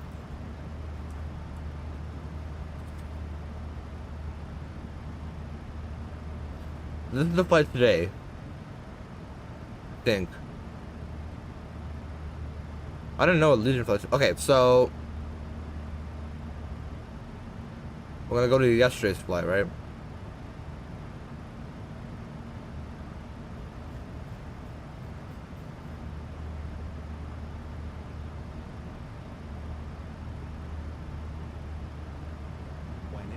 Yeah, this looks like it's it. Yeah. Okay, so got to the gate safely. Okay. Or to the ramp. Oh no. Okay. This is the this is where. Okay. So no. Okay. Hold on. So everybody got off over here, and then it taxied to the hangar safely. Okay. I got it. Is there a football field right here? What the frick? Okay. All right. We got it. Grass while turning off the runway at Boston Logan International Airport around 11:55 a.m. local time, Thursday, June 12th. 11:55. So okay, about 10:55 my time. Airbus A220. It departed Chicago O'Hare International Airport. The airport authority plans to deplane passengers via stairs and bus them to the terminal, which we have seen. The FAA will investigate. So that was the statement we just received, and some of those actions have already happened. Again, this was a JetBlue plane that has rolled off the runway at Logan Airport. Now, they said departures, and when I say they, the FAA said there was going to be a ground stop on departures until about 2 p.m. due to this emergency, or as of now, 12:46. But, as always, there's a chance that a ground stop for departures could be extended based on what they found, what they see at the scene, and what investigation needs to happen in the moment, certainly. But the news is good here, that plane that rolled off the runway and does not appear to have suffered any superficial damage was successful. Into our partners at WBZ in Boston, talking about that JetBlue. Okay, we got it.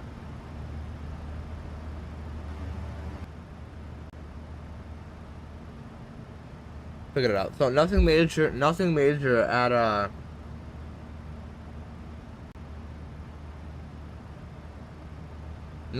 in Boston.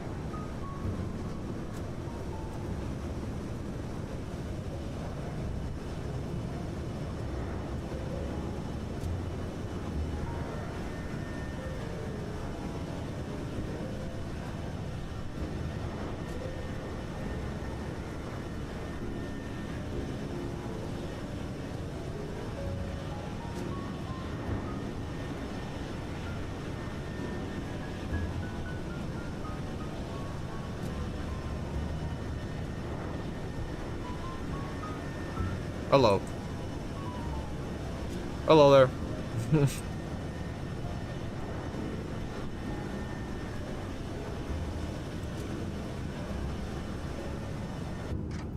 Oh, I like this guy's shirt.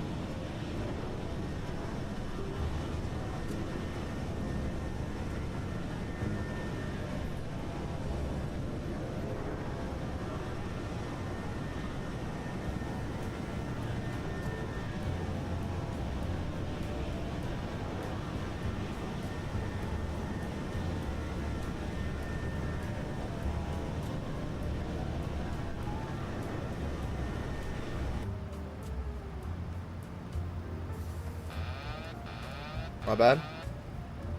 I kicked the autopilot off. My bad.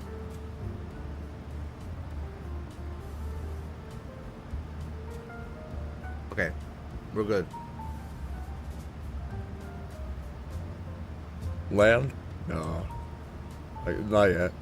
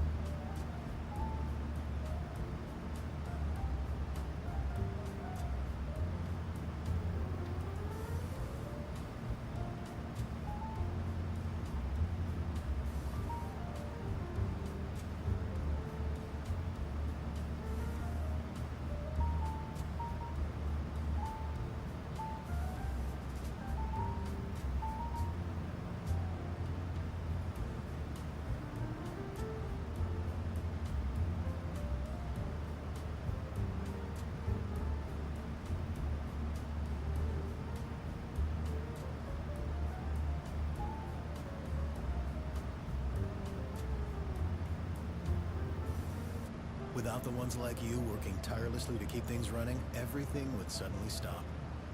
No matter your industry. Why is it Granger, man? Why is it always Granger? Click Granger.com or just stop Always by. Granger, bro. For the ones who get it. No, you guys don't get it done.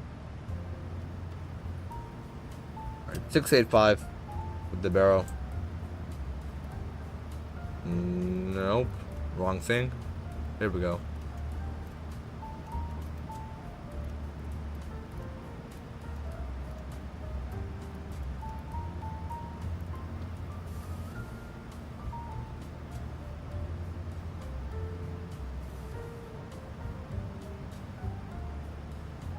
Course 133.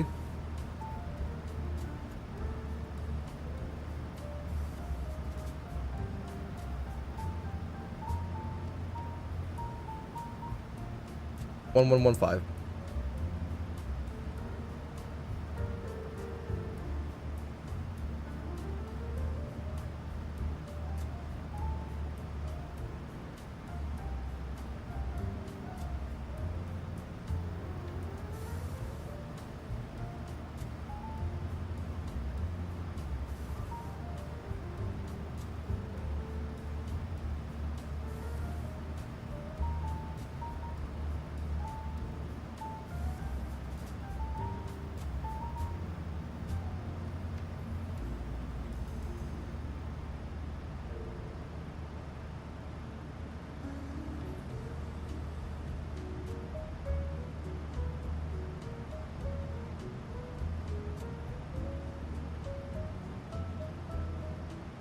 299.4 looks like the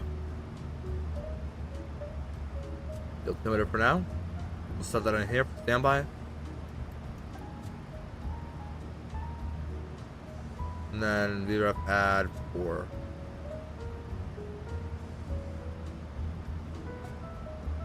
Auto brake 3. Okay, so if the runway is this long, right? This is just like midway, actually.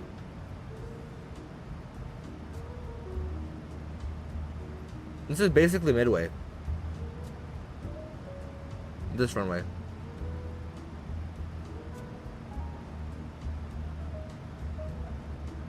The exit like right here, like Mike 2, and then taxi Mike, Bravo 5 all the way down. I chose the Gatorade Gate 2 right here, so we could actually go Mike Bravo 4, and then go back to the ramp.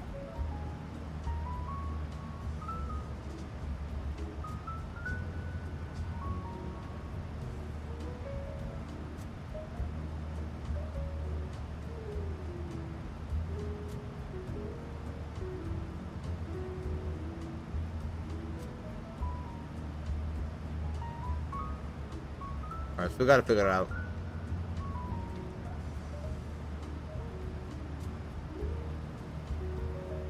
Go ahead, quickly check our fuel, make sure everything's alright.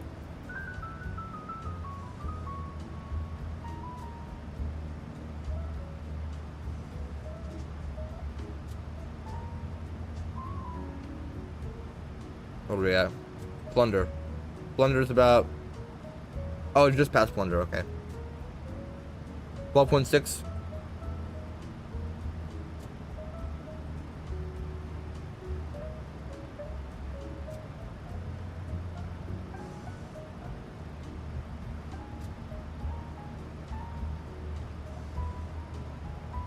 Making sure we don't lose any hydraulic pressure. I'm gonna keep it on there.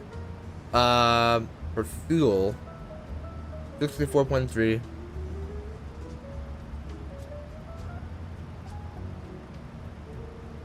We're at 13.1. We should be we're perfectly on the mark right now.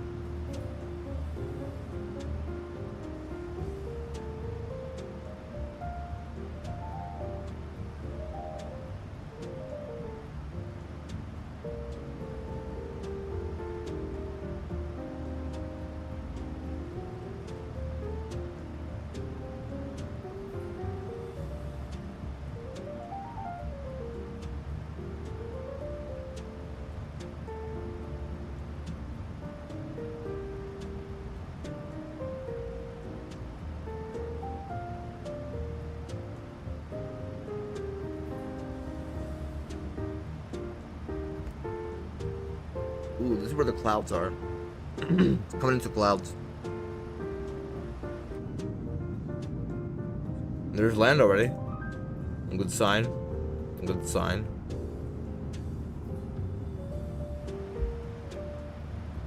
Oh, these type of clouds.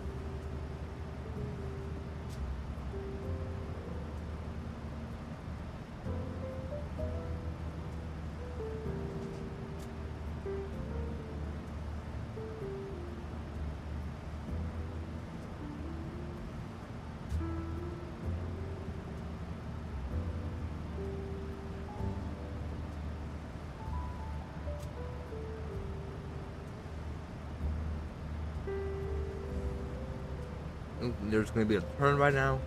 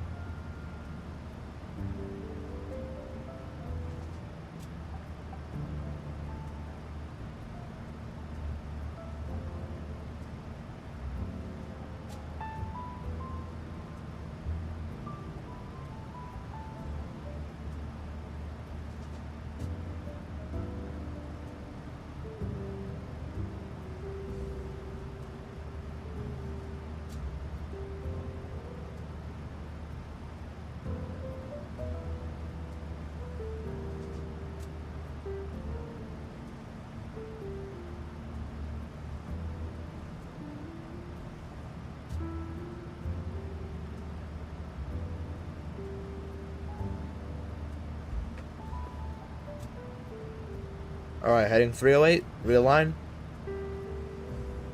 It won't be there for long. Where's the top of descent? Coming up shortly. NAACC does not look like it.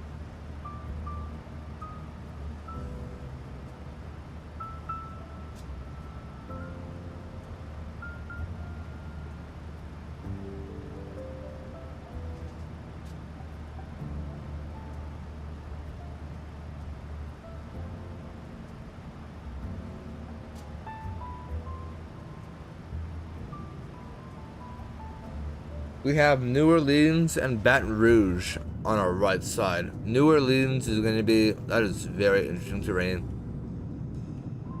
That's water, right? It is.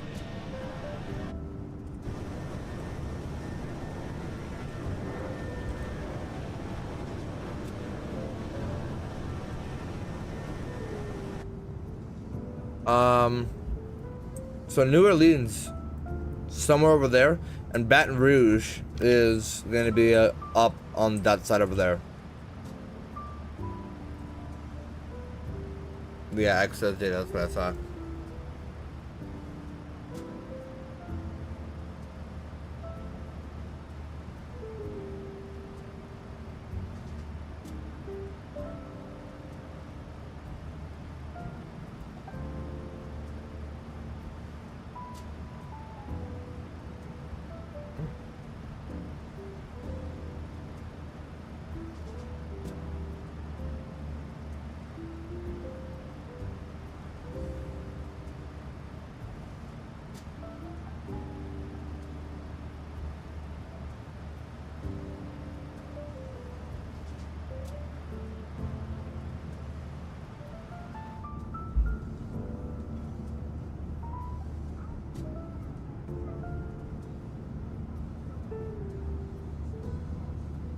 There should be a plane somewhere over there.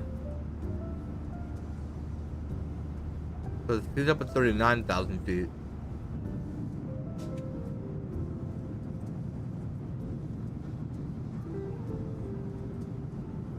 Somewhere over here. I just can't see him yet.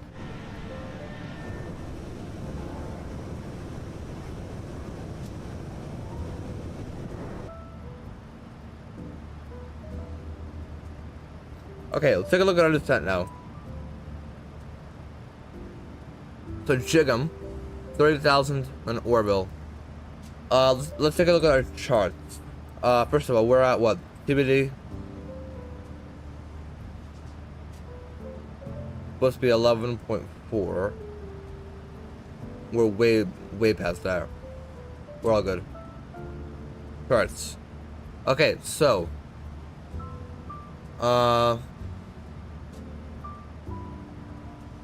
what? There we go.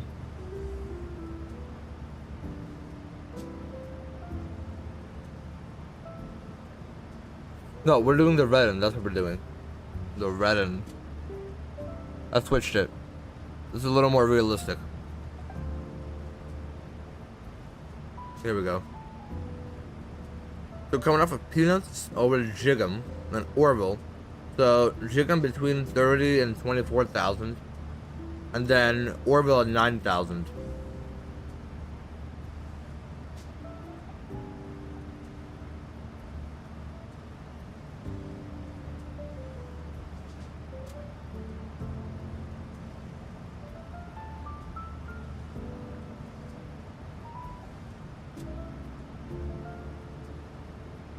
Okay, so we're gonna go down to 30,000.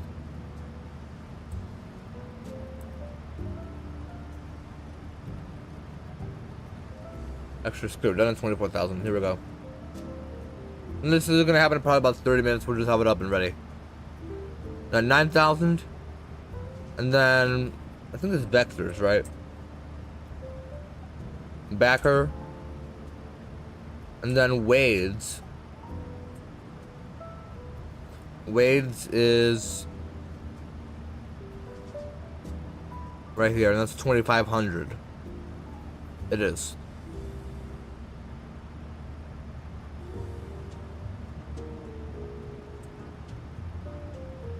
We could probably put back at 5,000.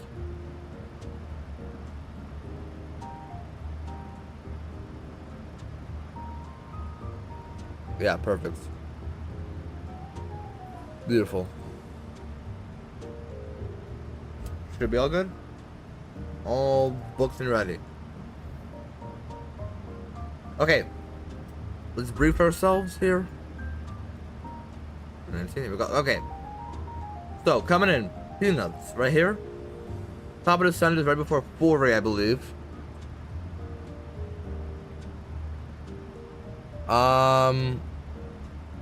right before Jiggum. Jiggum is between 30 and 24,000. We're gonna go down to 24,000. Down 9,000 at Orville. Right here. Come down here, we got all the time over here. And then from Orville at 9,000, and then 5,000 at Backer. 5,000 at Backer. Then it's a Vector over to Wades. Wades is 2,500. Right here. And Wades is about, I want to say maybe 12 miles. It's 3.8, 4.3, 0.3. Yeah, about 13 miles out is Wades. Wades is about 13 miles out. We already have the course set in here, and then 1115, right? Double checking here. Right here, 1115. Set on one side, set on the other. Oh, did it pick it up? I think it just picked it up right here.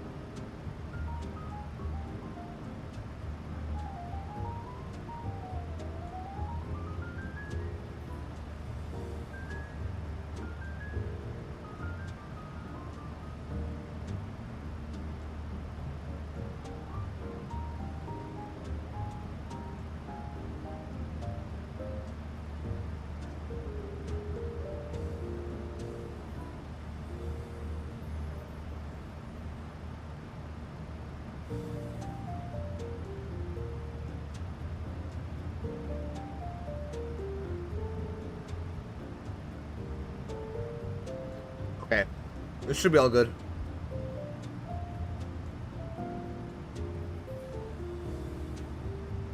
This is all Louisiana here. A bit of clouds. Should we get the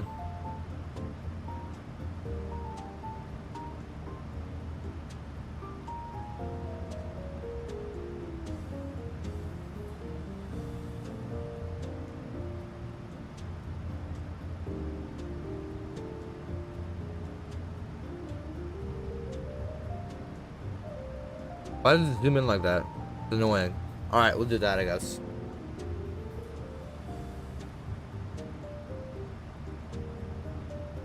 Yeah, okay.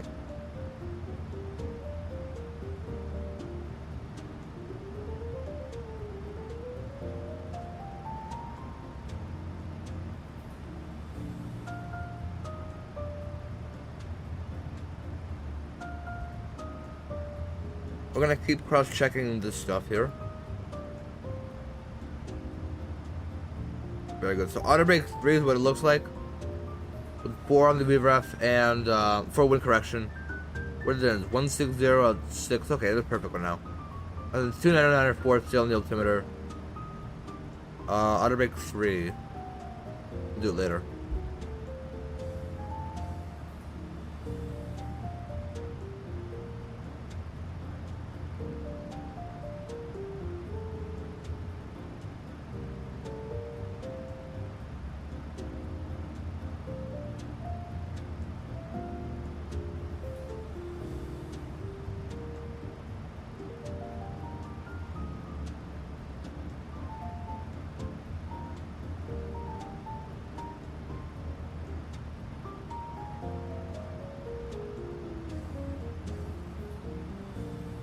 All right.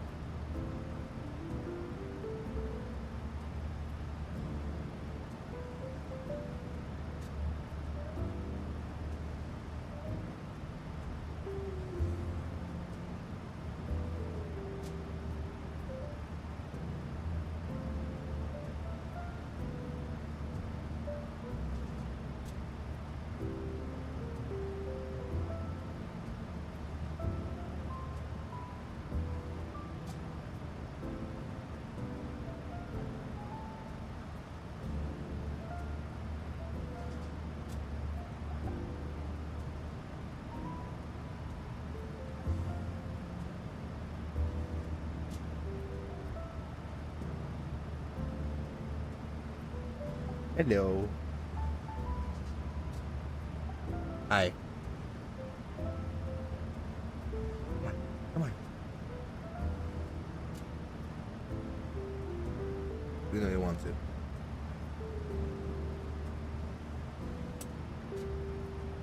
There you go.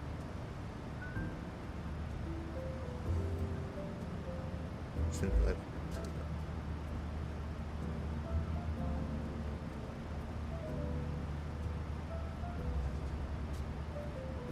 Let me just do it.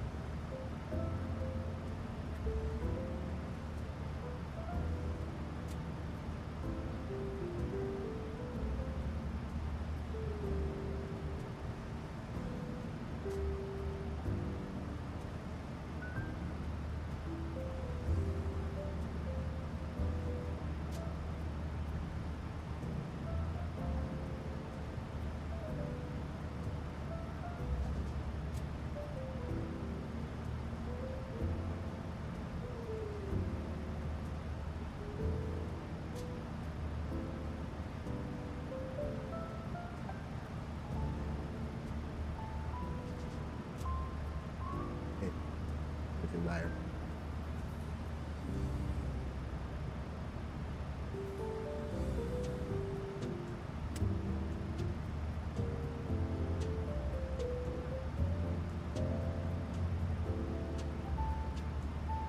Good.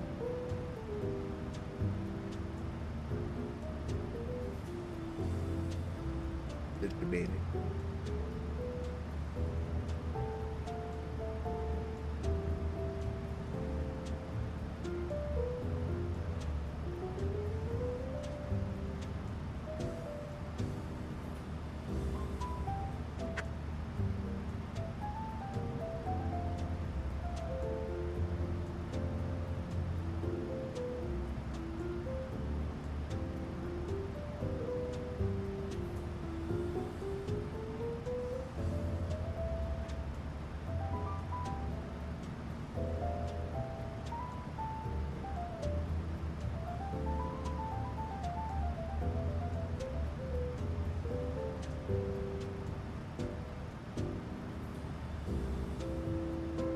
Especially.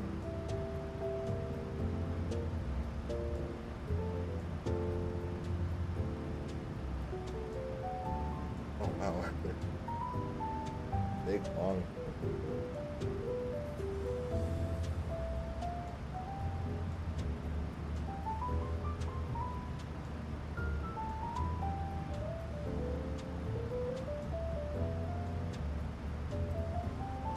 Oh yeah, here we go.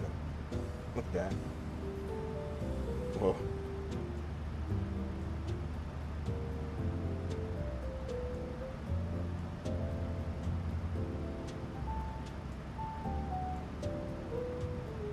Good. She's like, oh, she's all liquidy, bro.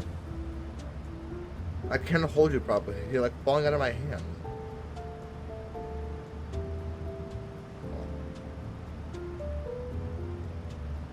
Where are you going? You're leaving me? Isn't she cute?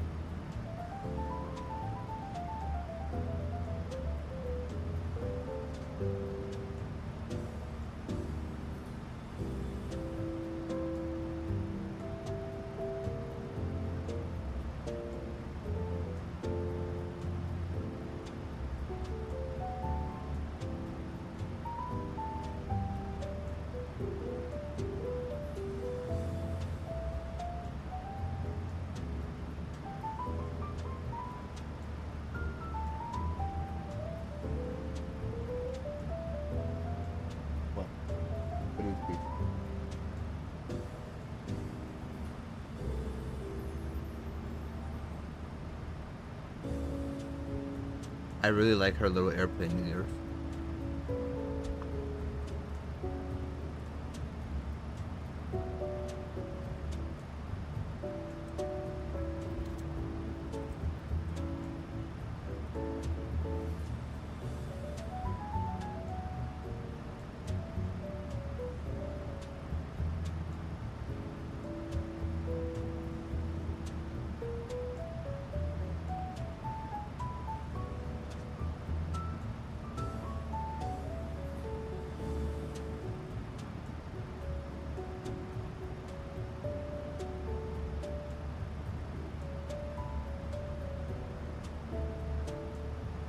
Where?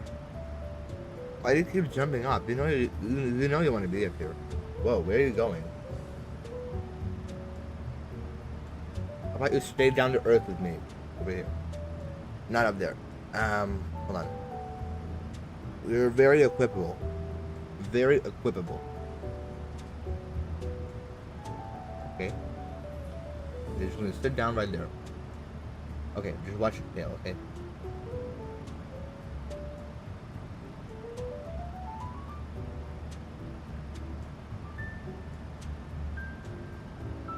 Okay, so turn. Peanuts is next in 50 miles.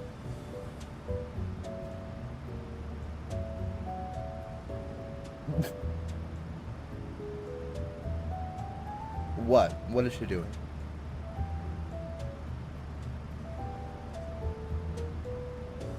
Who's taking her? This guy. I mean, this girl. Come on. Where do you think you're going? You're not gonna go down there. Get right down there.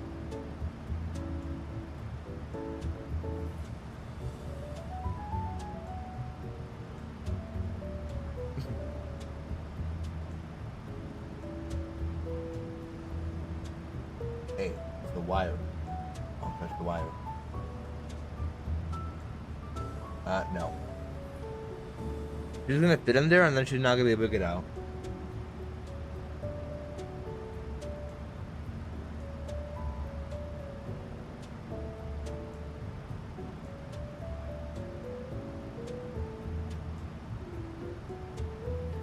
Hey, no. Stop. Nope, not in there.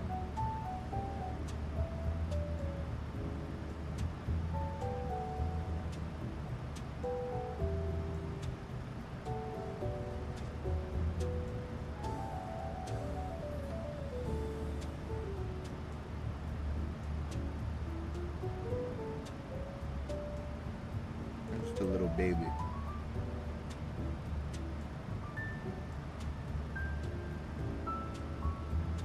Just a little baby.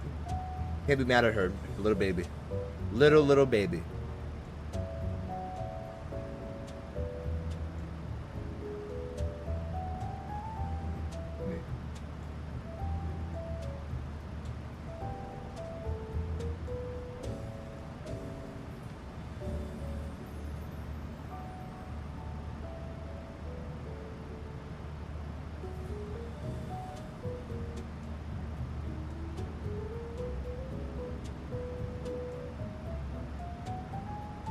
I mean, she's in there. What am I supposed to do? I need to watch her and make sure you don't do anything bad.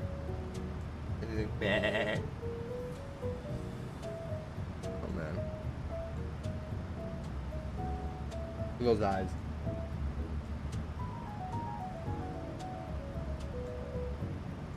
Alright, she just needs to sit down.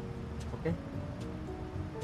You probably know Vistaprint for business cards, but did you know we print everything you need to brand your business? We print banners and signs that help you stand out, and must-have merch like tote bags, t-shirts, and hoodies. Right now, new customers can get 20% off with code NEW20, because if you need it, we print it at Vistaprint.com. Okay, we're good. I don't like the ads. They freak me out. Hi. Hello. Little booty. This is what something I like. Low level clouds and a bit of a high altitude clouds. It's like clouds 39,000 feet maybe. Alright, cross check the weather one more time. A few more times actually. Should be just gonna short. Okay, by longer by 2 feet. By this much. 1 foot. 2. Okay, by this much. Longer up there.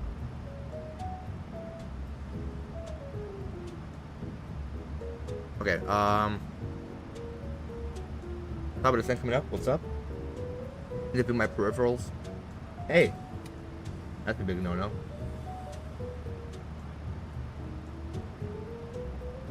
Hey, stop biting. Stop biting my throttle. You want to scratch it? Scratch how good it's scratchy.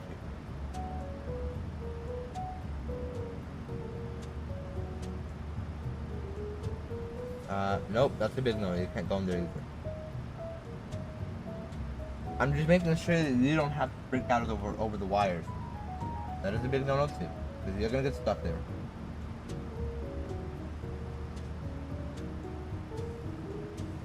Where do you want to go?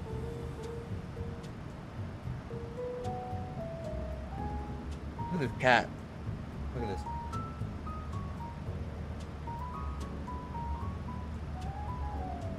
Wants to climb everywhere.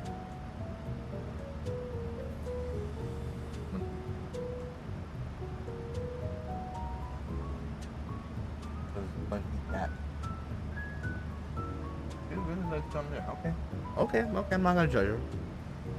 I'm not gonna judge her. As long as she doesn't do anything bad, I'm fine with it. Top of the sand coming up So close, so far. Come on, man. I want to get down to Dallas already.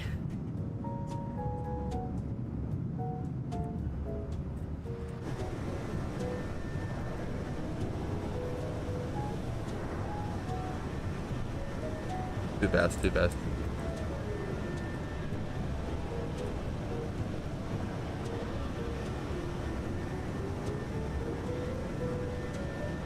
Okay, I think it's about time before we descend, we should look through our screenshots so far.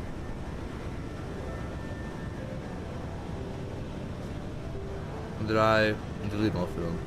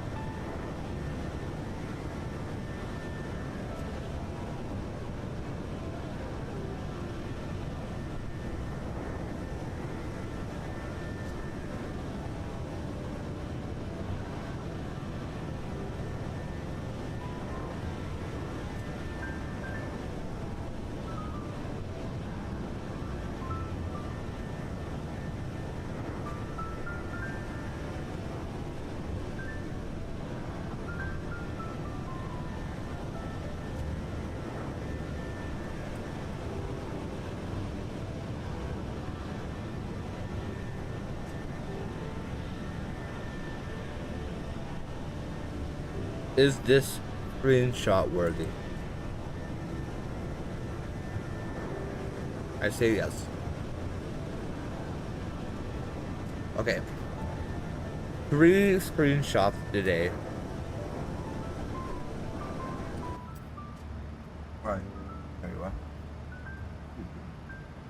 Kitty cat. Maybe now. Okay. Display. Let's bring these up. This one is definitely going in.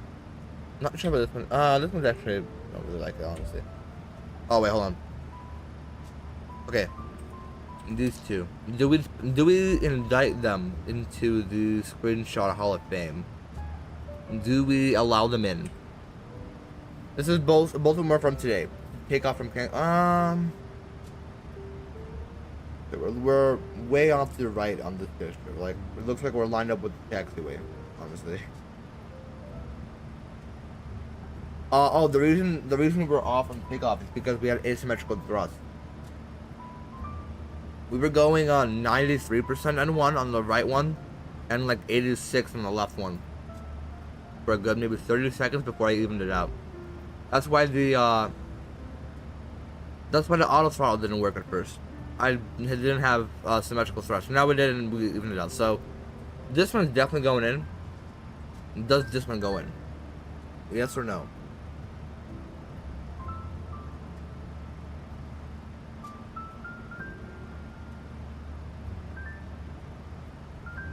Your side.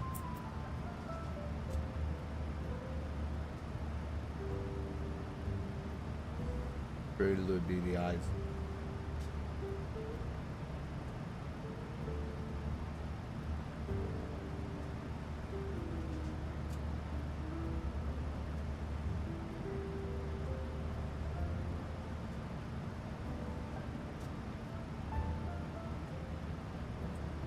I'm gonna say yes. Alright, into the Hall of Fame.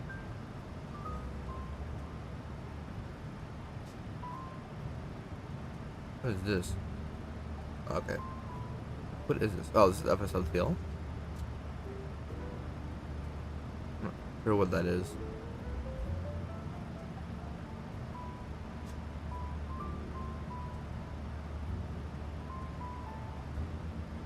Oh, it's a freaking sound pack. I don't need this, bro. Into the folder. Here you go. Ooh, okay. So next week, I think we're gonna be up to shenanigans ourselves.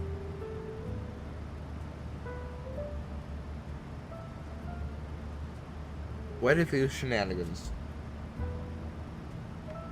how do you guys like the idea of doing this next week? Some you know, little bit of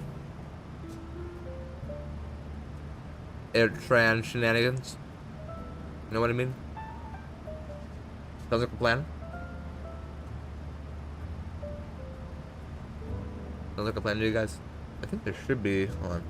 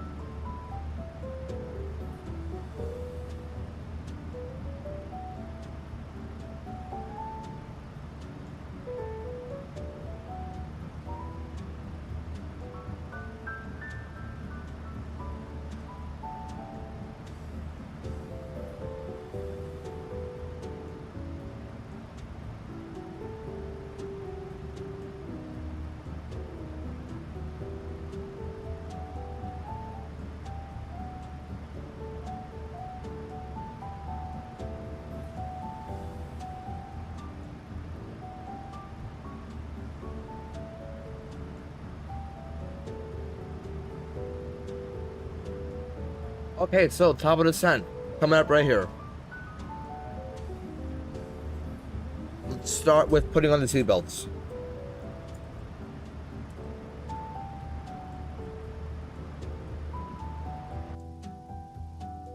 So nice and peaceful.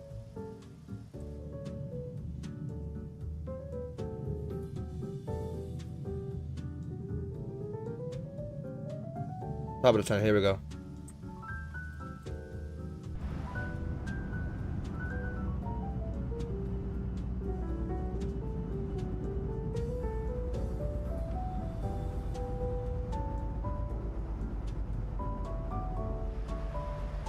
Alright, where's the interphone?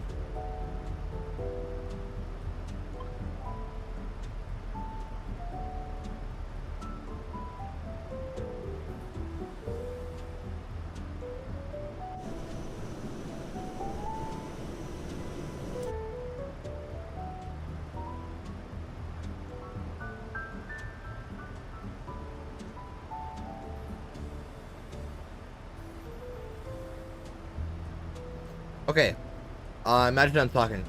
Ladies and gentlemen, up on flight deck, we have started descending to Dallas Fort Worth. It's gonna be about 30 or so minutes to we get back from down on the ground. Weather information in Fort Worth at this moment. Give a sec. Weather information in Fort Worth at this exact moment currently is about not too windy, coming out of the south, bit of the southeast. Little bit of a cloud cover at 13,000 feet and two scatter clouds at 9,000 feet and then another scatter at 25,000 feet. Not too bad in the clouds. Temperature a good 24 degrees Celsius, and for everybody who does not understand Celsius, about 75 degrees in Dallas, so a pretty good temperature. Good visibility. No rain expected. A little bit of rain, actually. Not too bad, a little light. But again, about 30 minutes to be down the ground to Dallas. I'm thinking of choosing Southwest Airlines despite all of our issues so far. And an early welcome to Dallas. With the world map. Ah, yes. Perfect. That's beautiful. Okay. So, we're gonna head over here. The star. Show our airplane icon. Where is it? Do we have peanuts yet? We should be. Should be like right here. Down to 9,000 to go.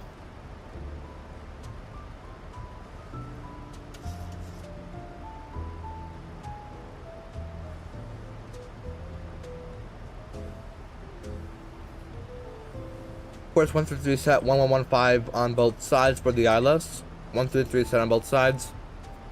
285 for the heading. Just keep it sync for now, especially because it's the Boeing.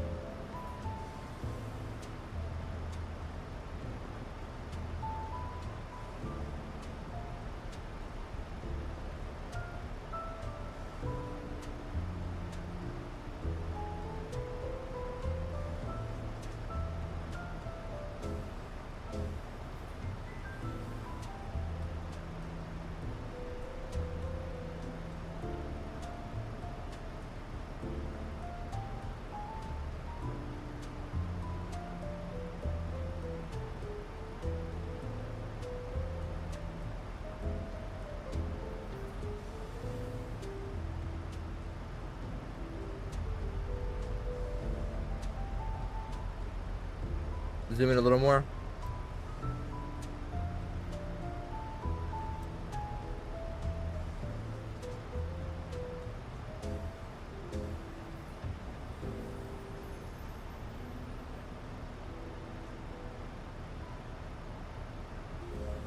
We're gonna keep cross-checking the altimeter as we go down.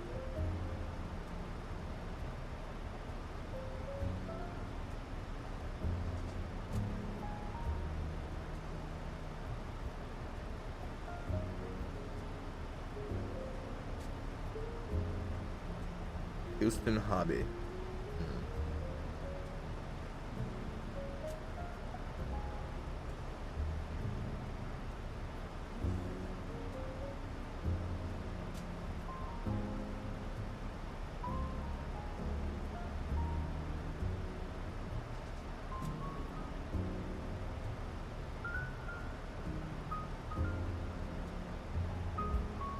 You sir.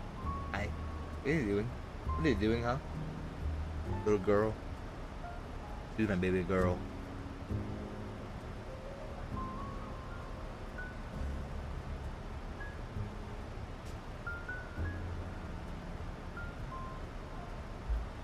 About 2 hours in the air now. We're planned for 2.5 hours. 2 hours 29. And then 2 hours 10 out of the gate. We're planned for 2 hours 57. We got plenty of time.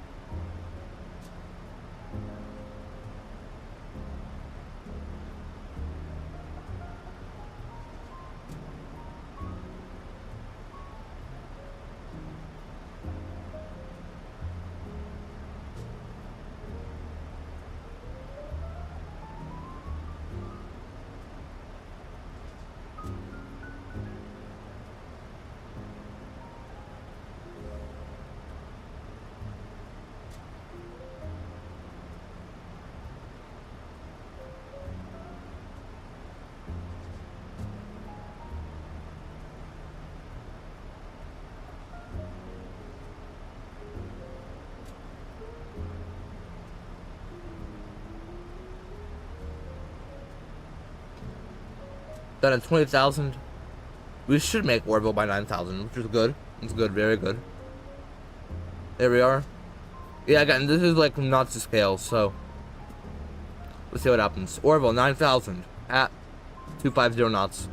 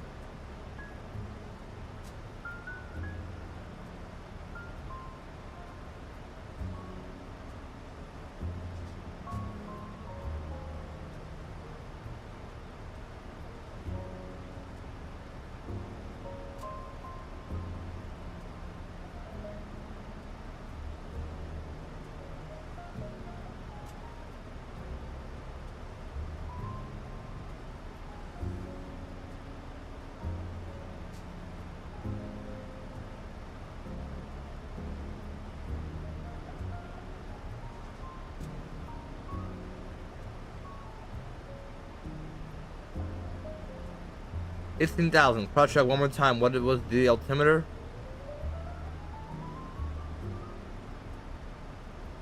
29904. Punch that in. Here we go. Coming down to Dallas, nice and fast. That is loud. That is very loud. And you know what? We go off because we are now below 18,000.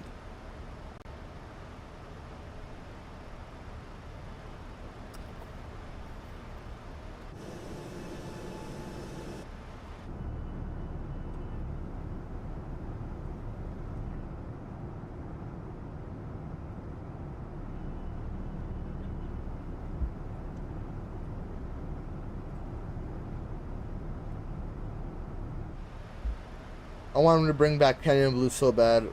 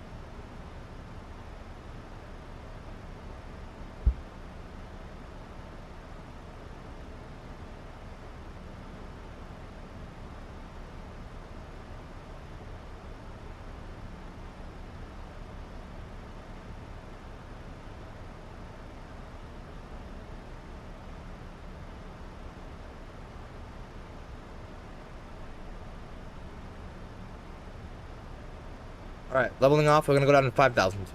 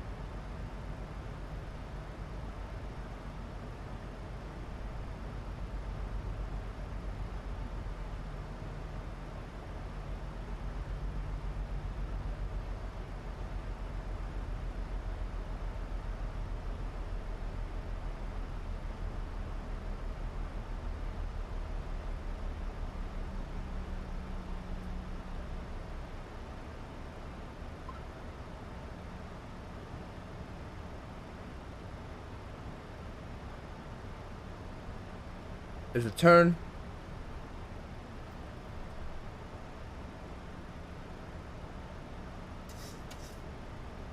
Uh, 10,000 lights come on.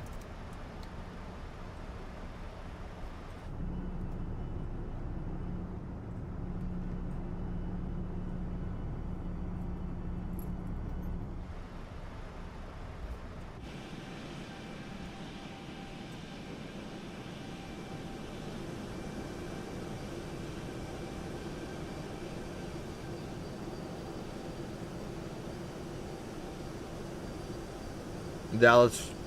Somewhere over there. Oh yeah, there it is. There's downtown Dallas.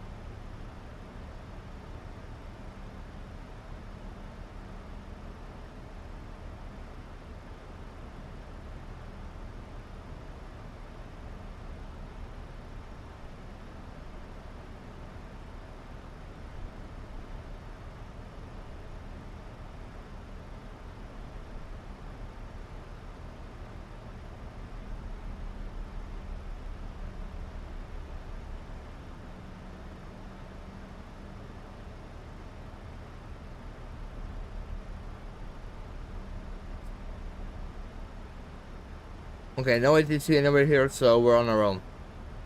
7,000, where's that? We are 5,000 for Backer, right?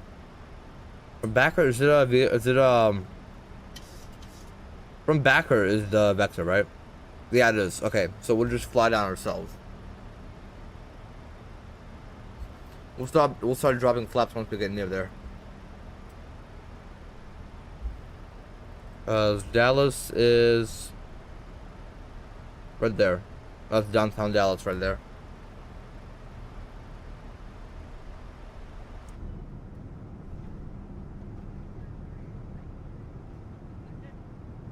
Bit of windy coming down.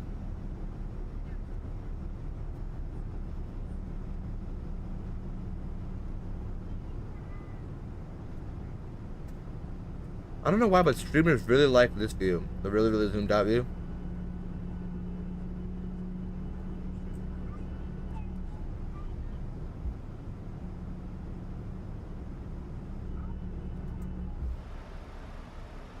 We're gonna go ahead and get our landing programs open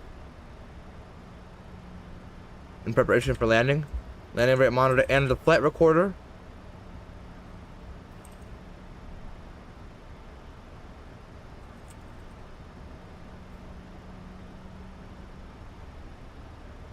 The flight recorder client. Here we go. Get everything ready. Really windy coming down. With the wind head on, right there. Did it change? Winds did not change. Keep it in. I'm gonna switch to external power and jetway.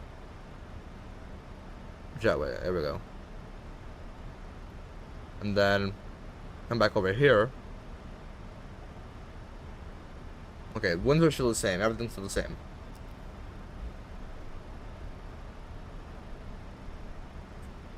Before there's Dallas right there. Really windy coming down to Dallas. Wow. These high altitude winds are crazy.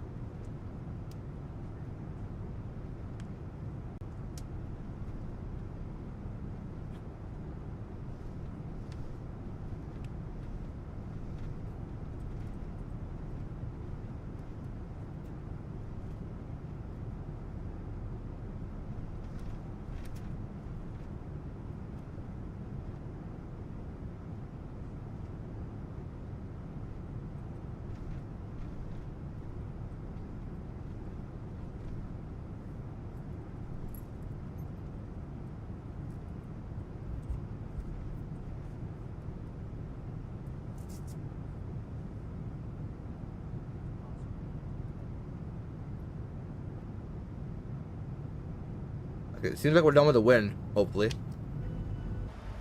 Big lag spike, we're fine. 5,000, level off. We're at 314 the heading.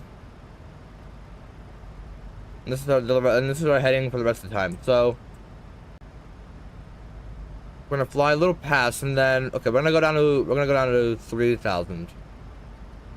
3,500. Speed. I'll do it like this. We can zoom in here. Turn off the rain.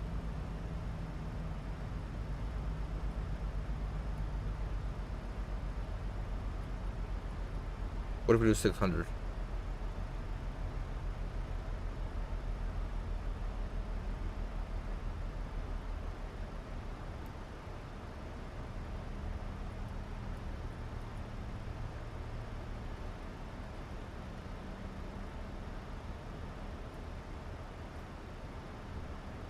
Do like 400 feet per minute or something. Okay, 500. Just so we can be like right here. Perfect.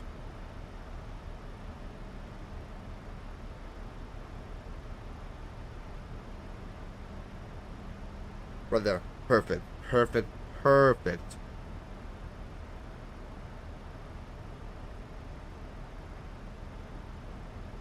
Can you please keep a steady red descent, please? Like, this plane is so retarded. Okay, auto brake 3. Did you just use the R word? Retarded? Did you just use the R word? I'm sorry. What was this one video I saw? Oh, we're gonna go ahead and fly this. Downtown Dallas, ladies and gentlemen. American Airlines Arena right there. American Airlines Center. Dallas Fort Worth? No. Dallas left field. Dallas Fort Worth is over there. That's actually pretty close. I'm surprised. Really, really windy as we're coming down.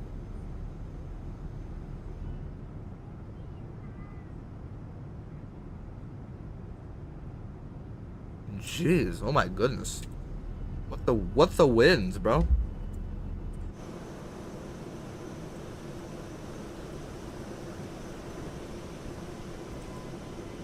Oh yeah, right there. Downtown Dallas.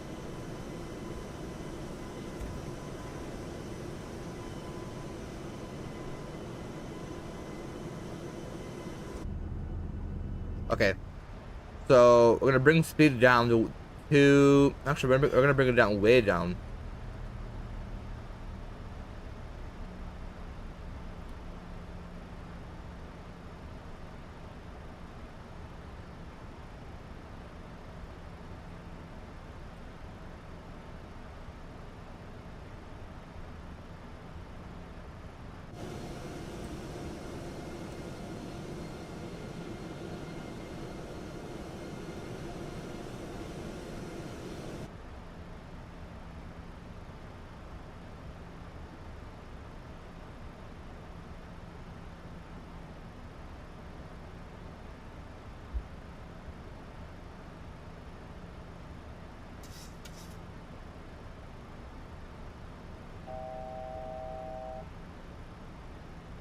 Okay, done at what we're supposed to be, about 1,000 feet to go.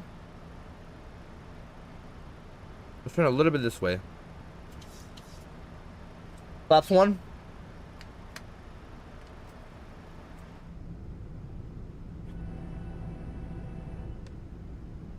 Dropping flaps 1. Speed check.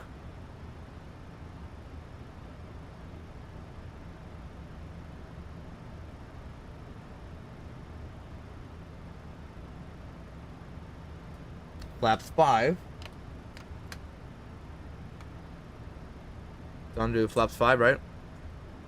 Confirm flaps 5 speed check. Speed for flaps 5 is down here. Speed check. 160.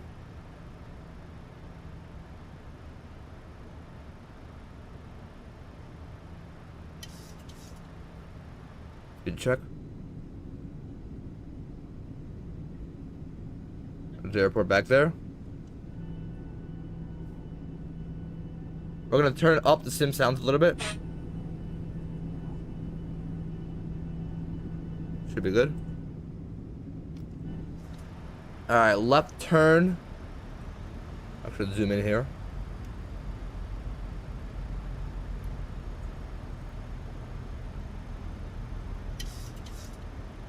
Here we go.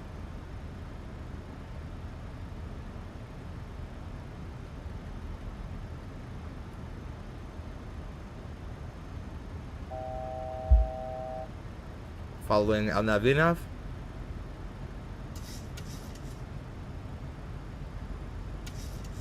$2,500.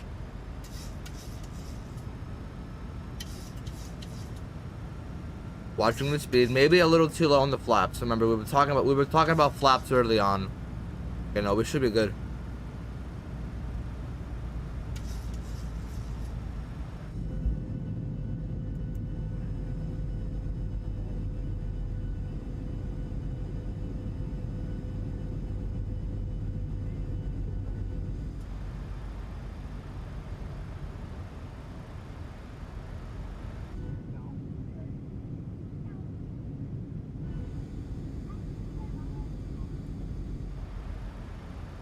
We're not touching the flaps until established. Dallas Fort Worth is.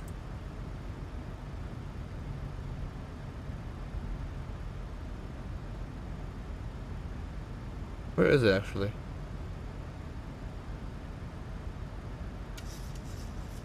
No way, that's it.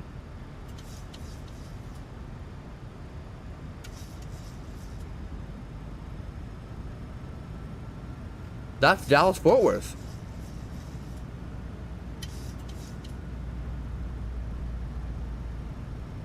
I believe, yeah, that's Dallas. Oh, there, here's the turn. Really rocking out on the approach today. And by rocking, I don't mean in a good way. Like we're really rocky. Really windy coming down. Oh yeah, this turn's amazing. Look at that. Look at that. That's amazing.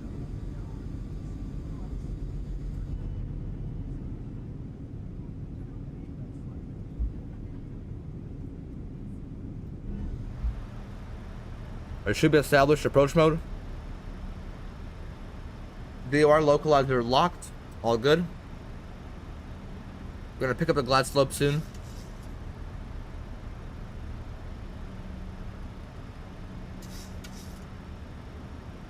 We're gonna hold the altitude until established.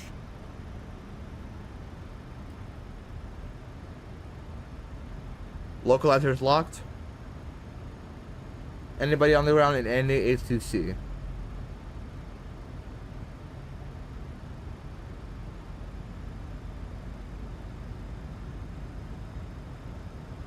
These airports are way too close to each other. Dallas Fort Worth for you guys. I gotta get the Imagine Sim scenery for it. Could be fun.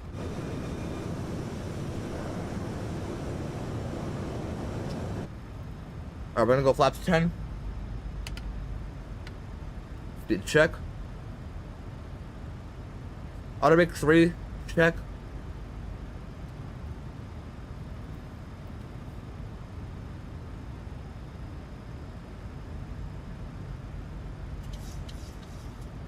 How far are we?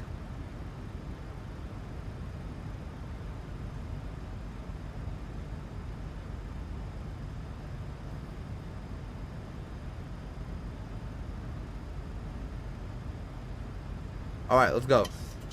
Nope. Why did it crash again? Go around altitude 3000 heading 060. Glide slope 3000 heading 060 for the go around. All established, all well done. Gear down. Flaps 15. 25 actually. Engine mode. Gears coming down. Flight attendant seats for landing. 132 for the speed.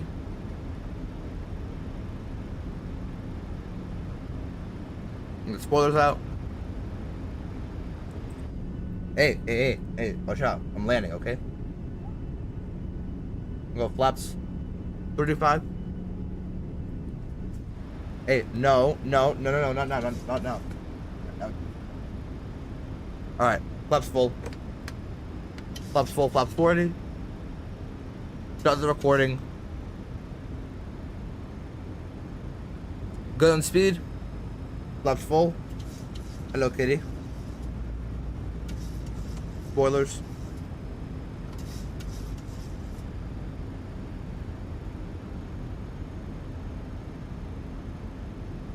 Alright, speed good. Let's go ahead and land this. Hi, kitty. Okay.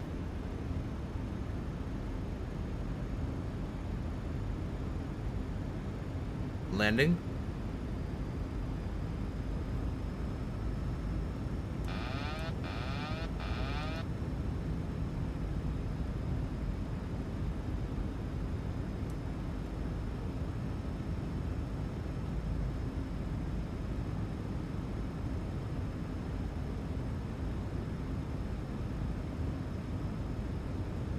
A little below.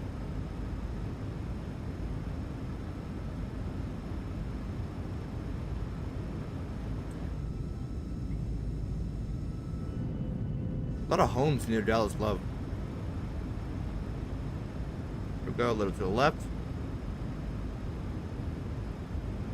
Minimums continue. 100. 50. 30. 10. Come on. Good enough? We'll take it. Negative 135. Well done. Well done. Reversers and spoilers.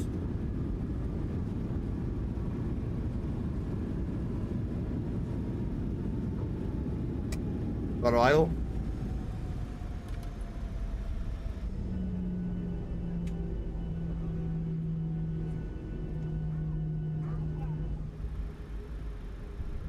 Well done indeed. Good landing. Thank you so much, man. Want to go disarm the auto brake? They're gonna exit right here. Engine modes. These lights come off. We'll start the APU as well. Exit right here. Flaps up.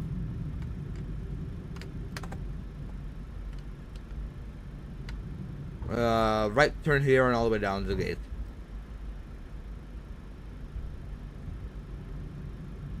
And I got it all on replay as well, so we're gonna do that as well.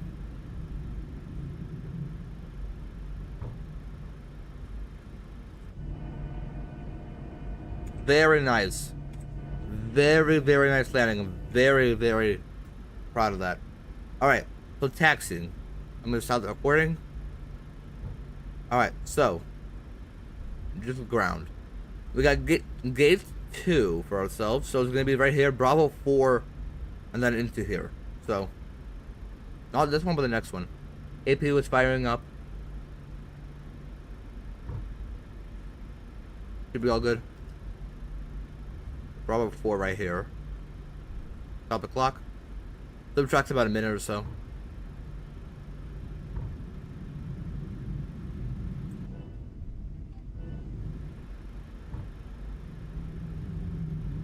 I'll turn here.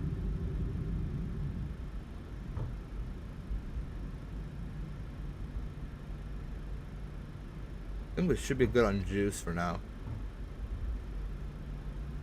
Again, that was a negative 135. We'll take that. That is a...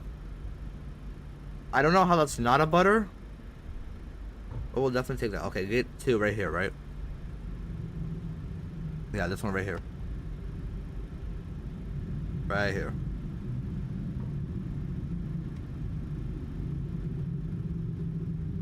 Wow. That nose wheel does not like being touched.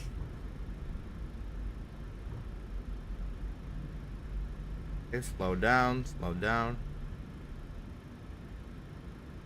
Little juice. Should be good. Keep her straight.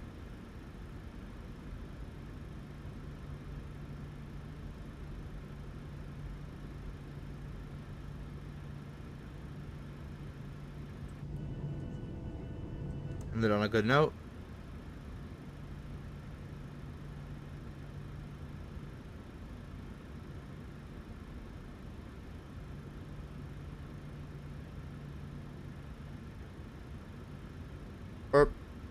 Beautiful. Oh, dang, bro. Parking brake. We'll stop this clock. AP generators. And engines.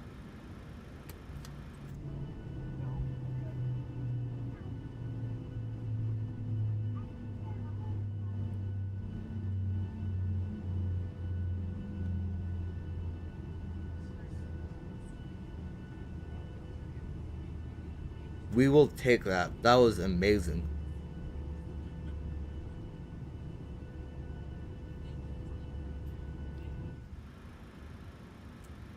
Go ahead, cut the Elex, and we'll leave the left aft to pump on. Lights come off. Beacon lights come off. Seat belts, and we'll go ahead and deplane.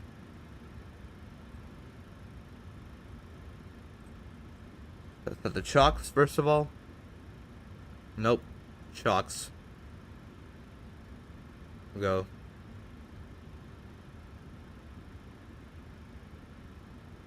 Okay, so it was a little weird coming into... Hold on.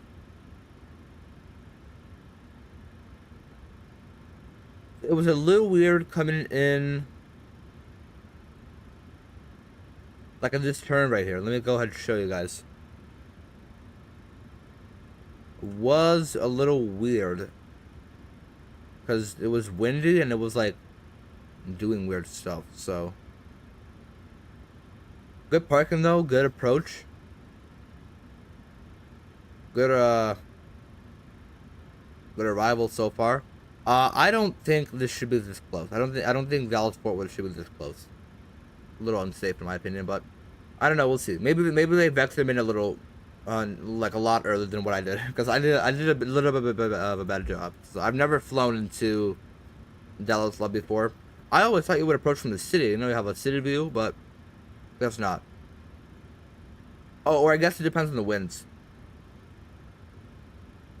Either way, very, very good landing. Very did enjoy that. Deplaning, we're gonna wait on that. And actually, let's go ahead and check out Dallas Love while we're waiting. Hello, deplane.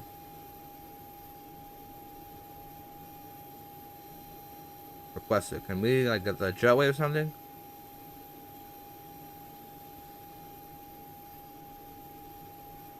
Jetway.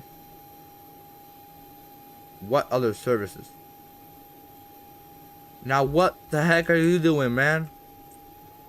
What are you doing? Nah, what the frick is wrong with you? Alright, hold on. Guess we're gonna connect it ourselves. There we go.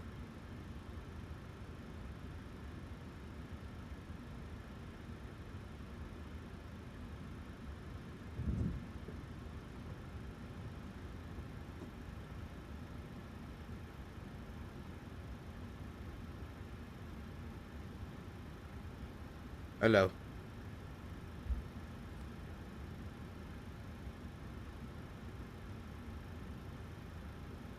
go again.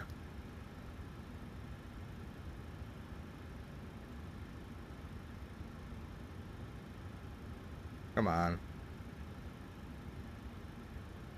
Protest, really?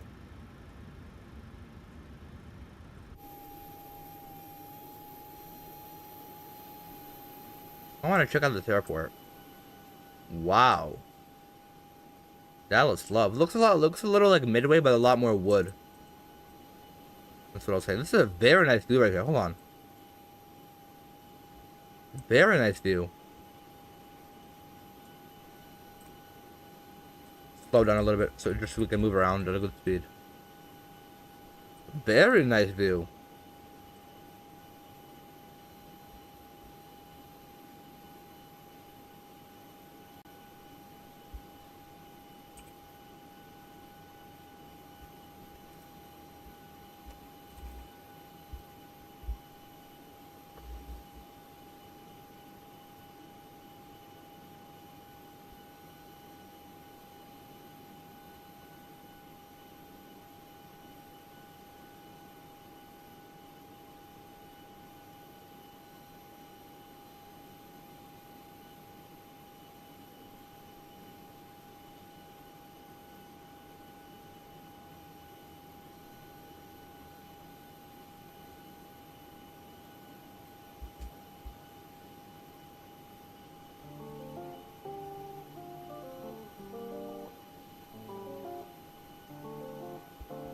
I want to see the passengers. Can we see them?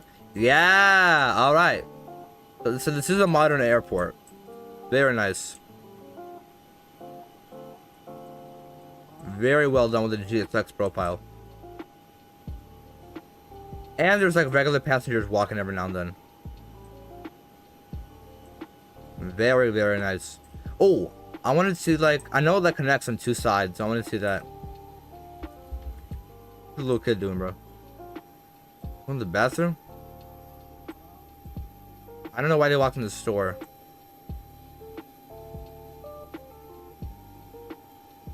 So this is like the commute center, I guess. Whoa! It looks almost like LaGuardia a little bit. Okay, that's not even model. Is this a window? Oh, that's so cool. I like this window. Willie's Mexican Grill. Not sure what Marshall Walk is. What's over here? No, posters. Same store. Does that go around? That's annoying. Whataburger. Oh, I want to try that. Not sure what that is. Chick-fil-A. Okay, yeah, I'm going to Dallas Love. Okay. If there's a Chick-fil-A here, I'm gonna go. Very cool sports bar. Ooh, that's a high school game.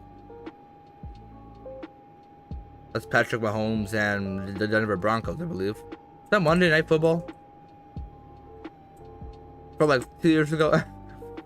Okay, back to our gate. I want to take a screenshot. Hold on. Where are they all going? This is not where we go. They're all going to the into the duty-free shop. They're all going in the duty-free shop. Interesting. Okay, I want the screenshot right here. This is really, really cool.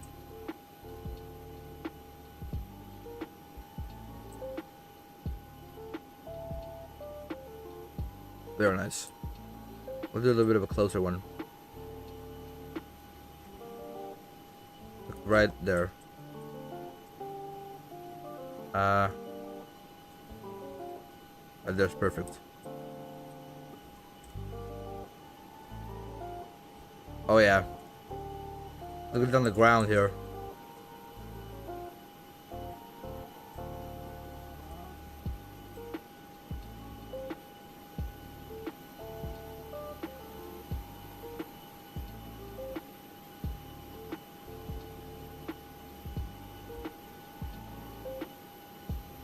I miss the Canyon Blue so bad.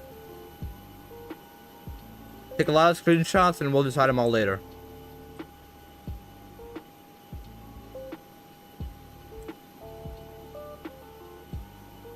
Right here. Oh yeah. Oh yeah, like right there. There we go.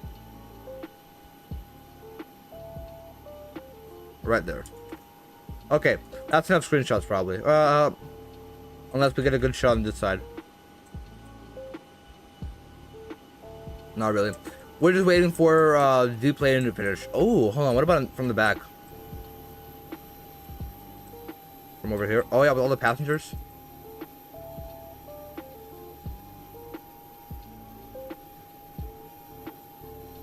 Oh yeah. Oh, that's perfect.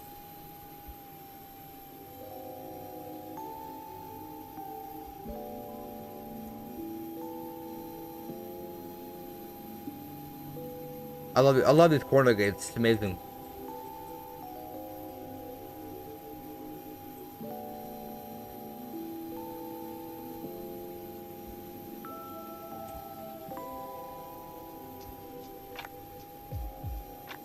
Nice. Oh, with downtown Dallas in the background? Yes. Yes. Alright.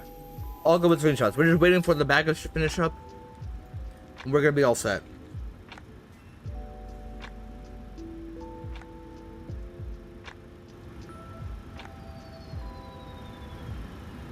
We're gonna be all done from there.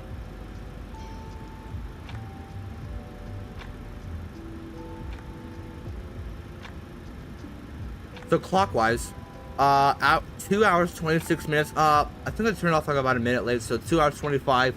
We were supposed to be 2 hours 29. We were about 4 minutes early airtime, and then we were about 20 minutes early gate time. So what the frick, my bad. From the time we pulled out of the gate to the time we pulled in here, we're about 20 minutes earlier than scheduled. How much more do you have here? Let me actually turn this off right here because no more people on board.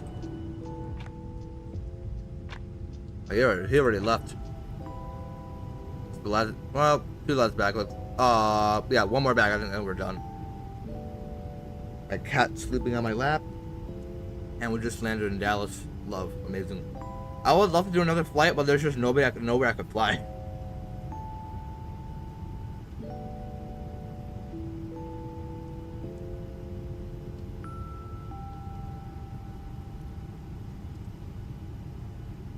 All done?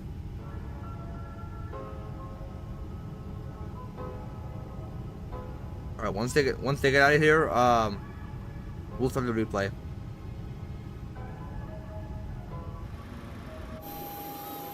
All set?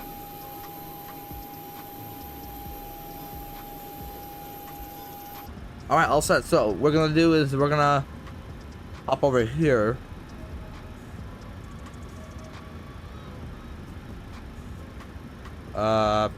Panel load. What is that? Oh, that's mine.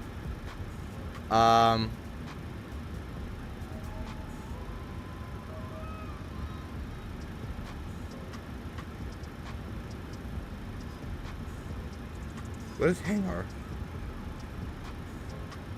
I want to see.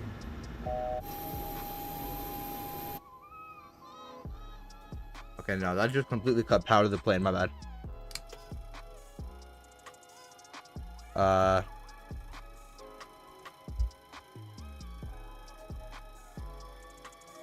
Alright, startup tape. We're gonna do.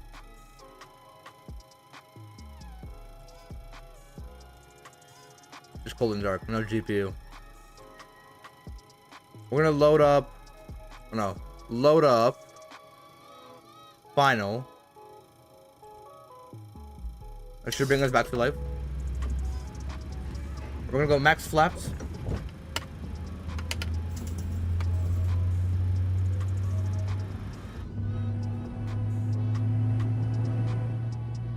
Wow, there go the engines. Boiling up.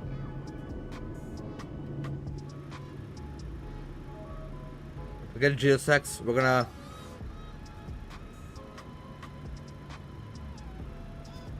close all. No shocks. Alright. Let's get the replay loading.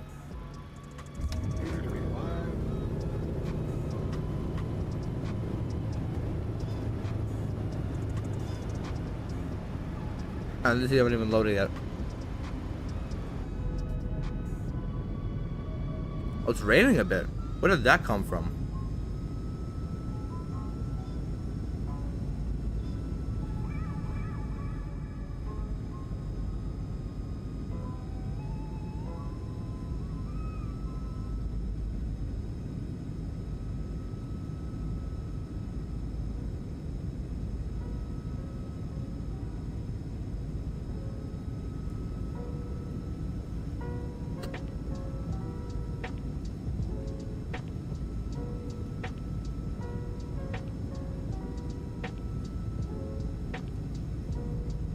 This looks a little like freaking FSX or like X-Plane or Peace Video. One of those. I don't know.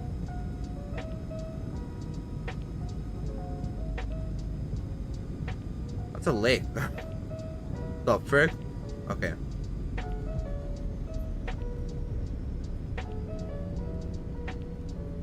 We buttered it. We buttered it.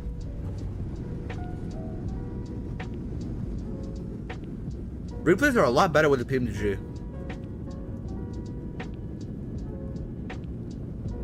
Hold on, I low-key want to see that again.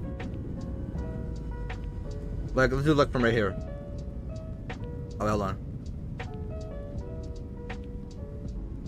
Let's do like, okay, here we go. Bring it back in. I want to see that again.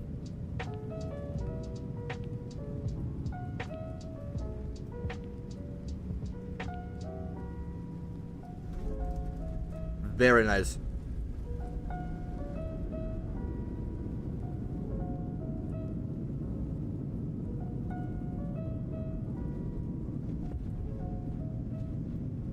Load it up from like right here.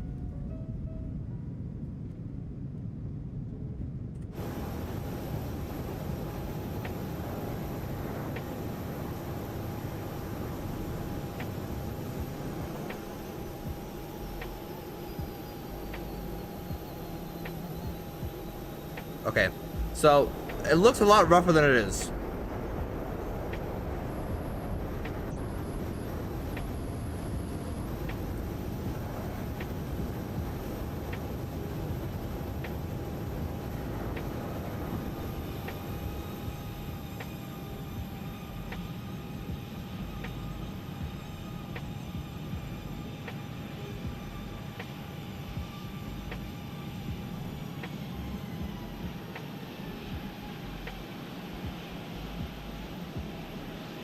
You know what? From now on, we're just gonna hold the flare because I can see that.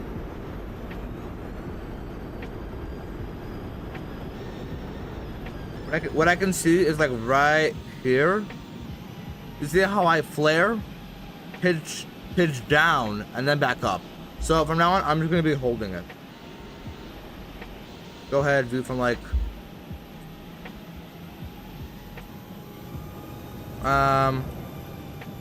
Let's do another one of these shots.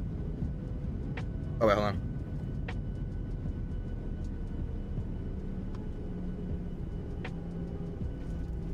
Okay.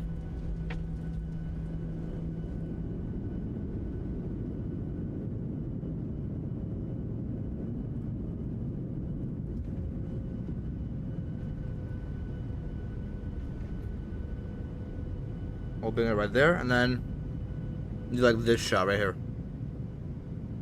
Bring it back a little more, like right here.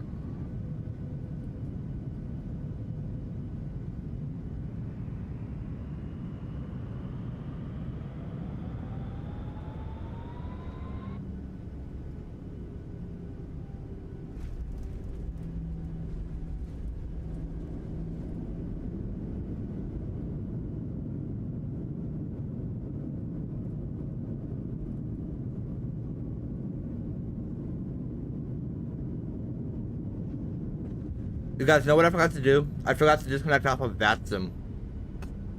There was a plane coming in and landing right now, and I forgot to disconnect. Almost crashed into him. I'm off the network now. Close call. Close call. I'm sorry. I'm sorry I scared you. You okay? Go to sleep.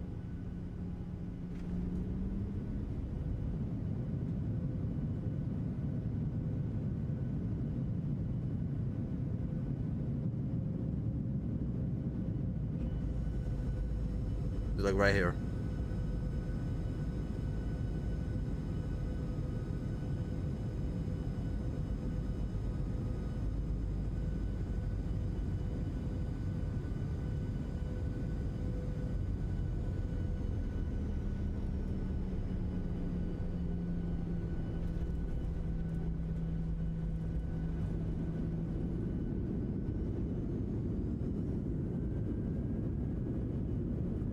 Very nice.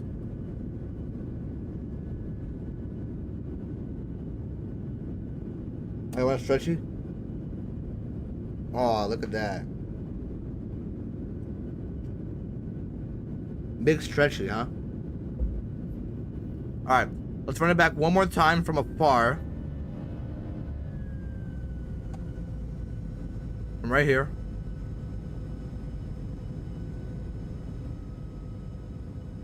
I'm gonna say goodbye to a lot of you guys.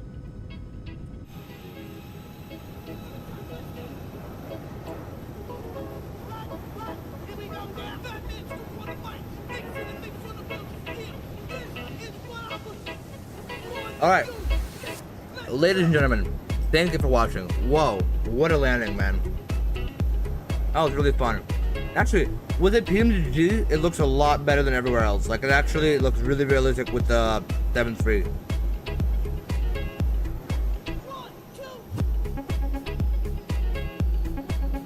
Definitely could have done a bit of a better job, especially not pitching down there. That's my one thing. Let's run it back one more time, all the way out here.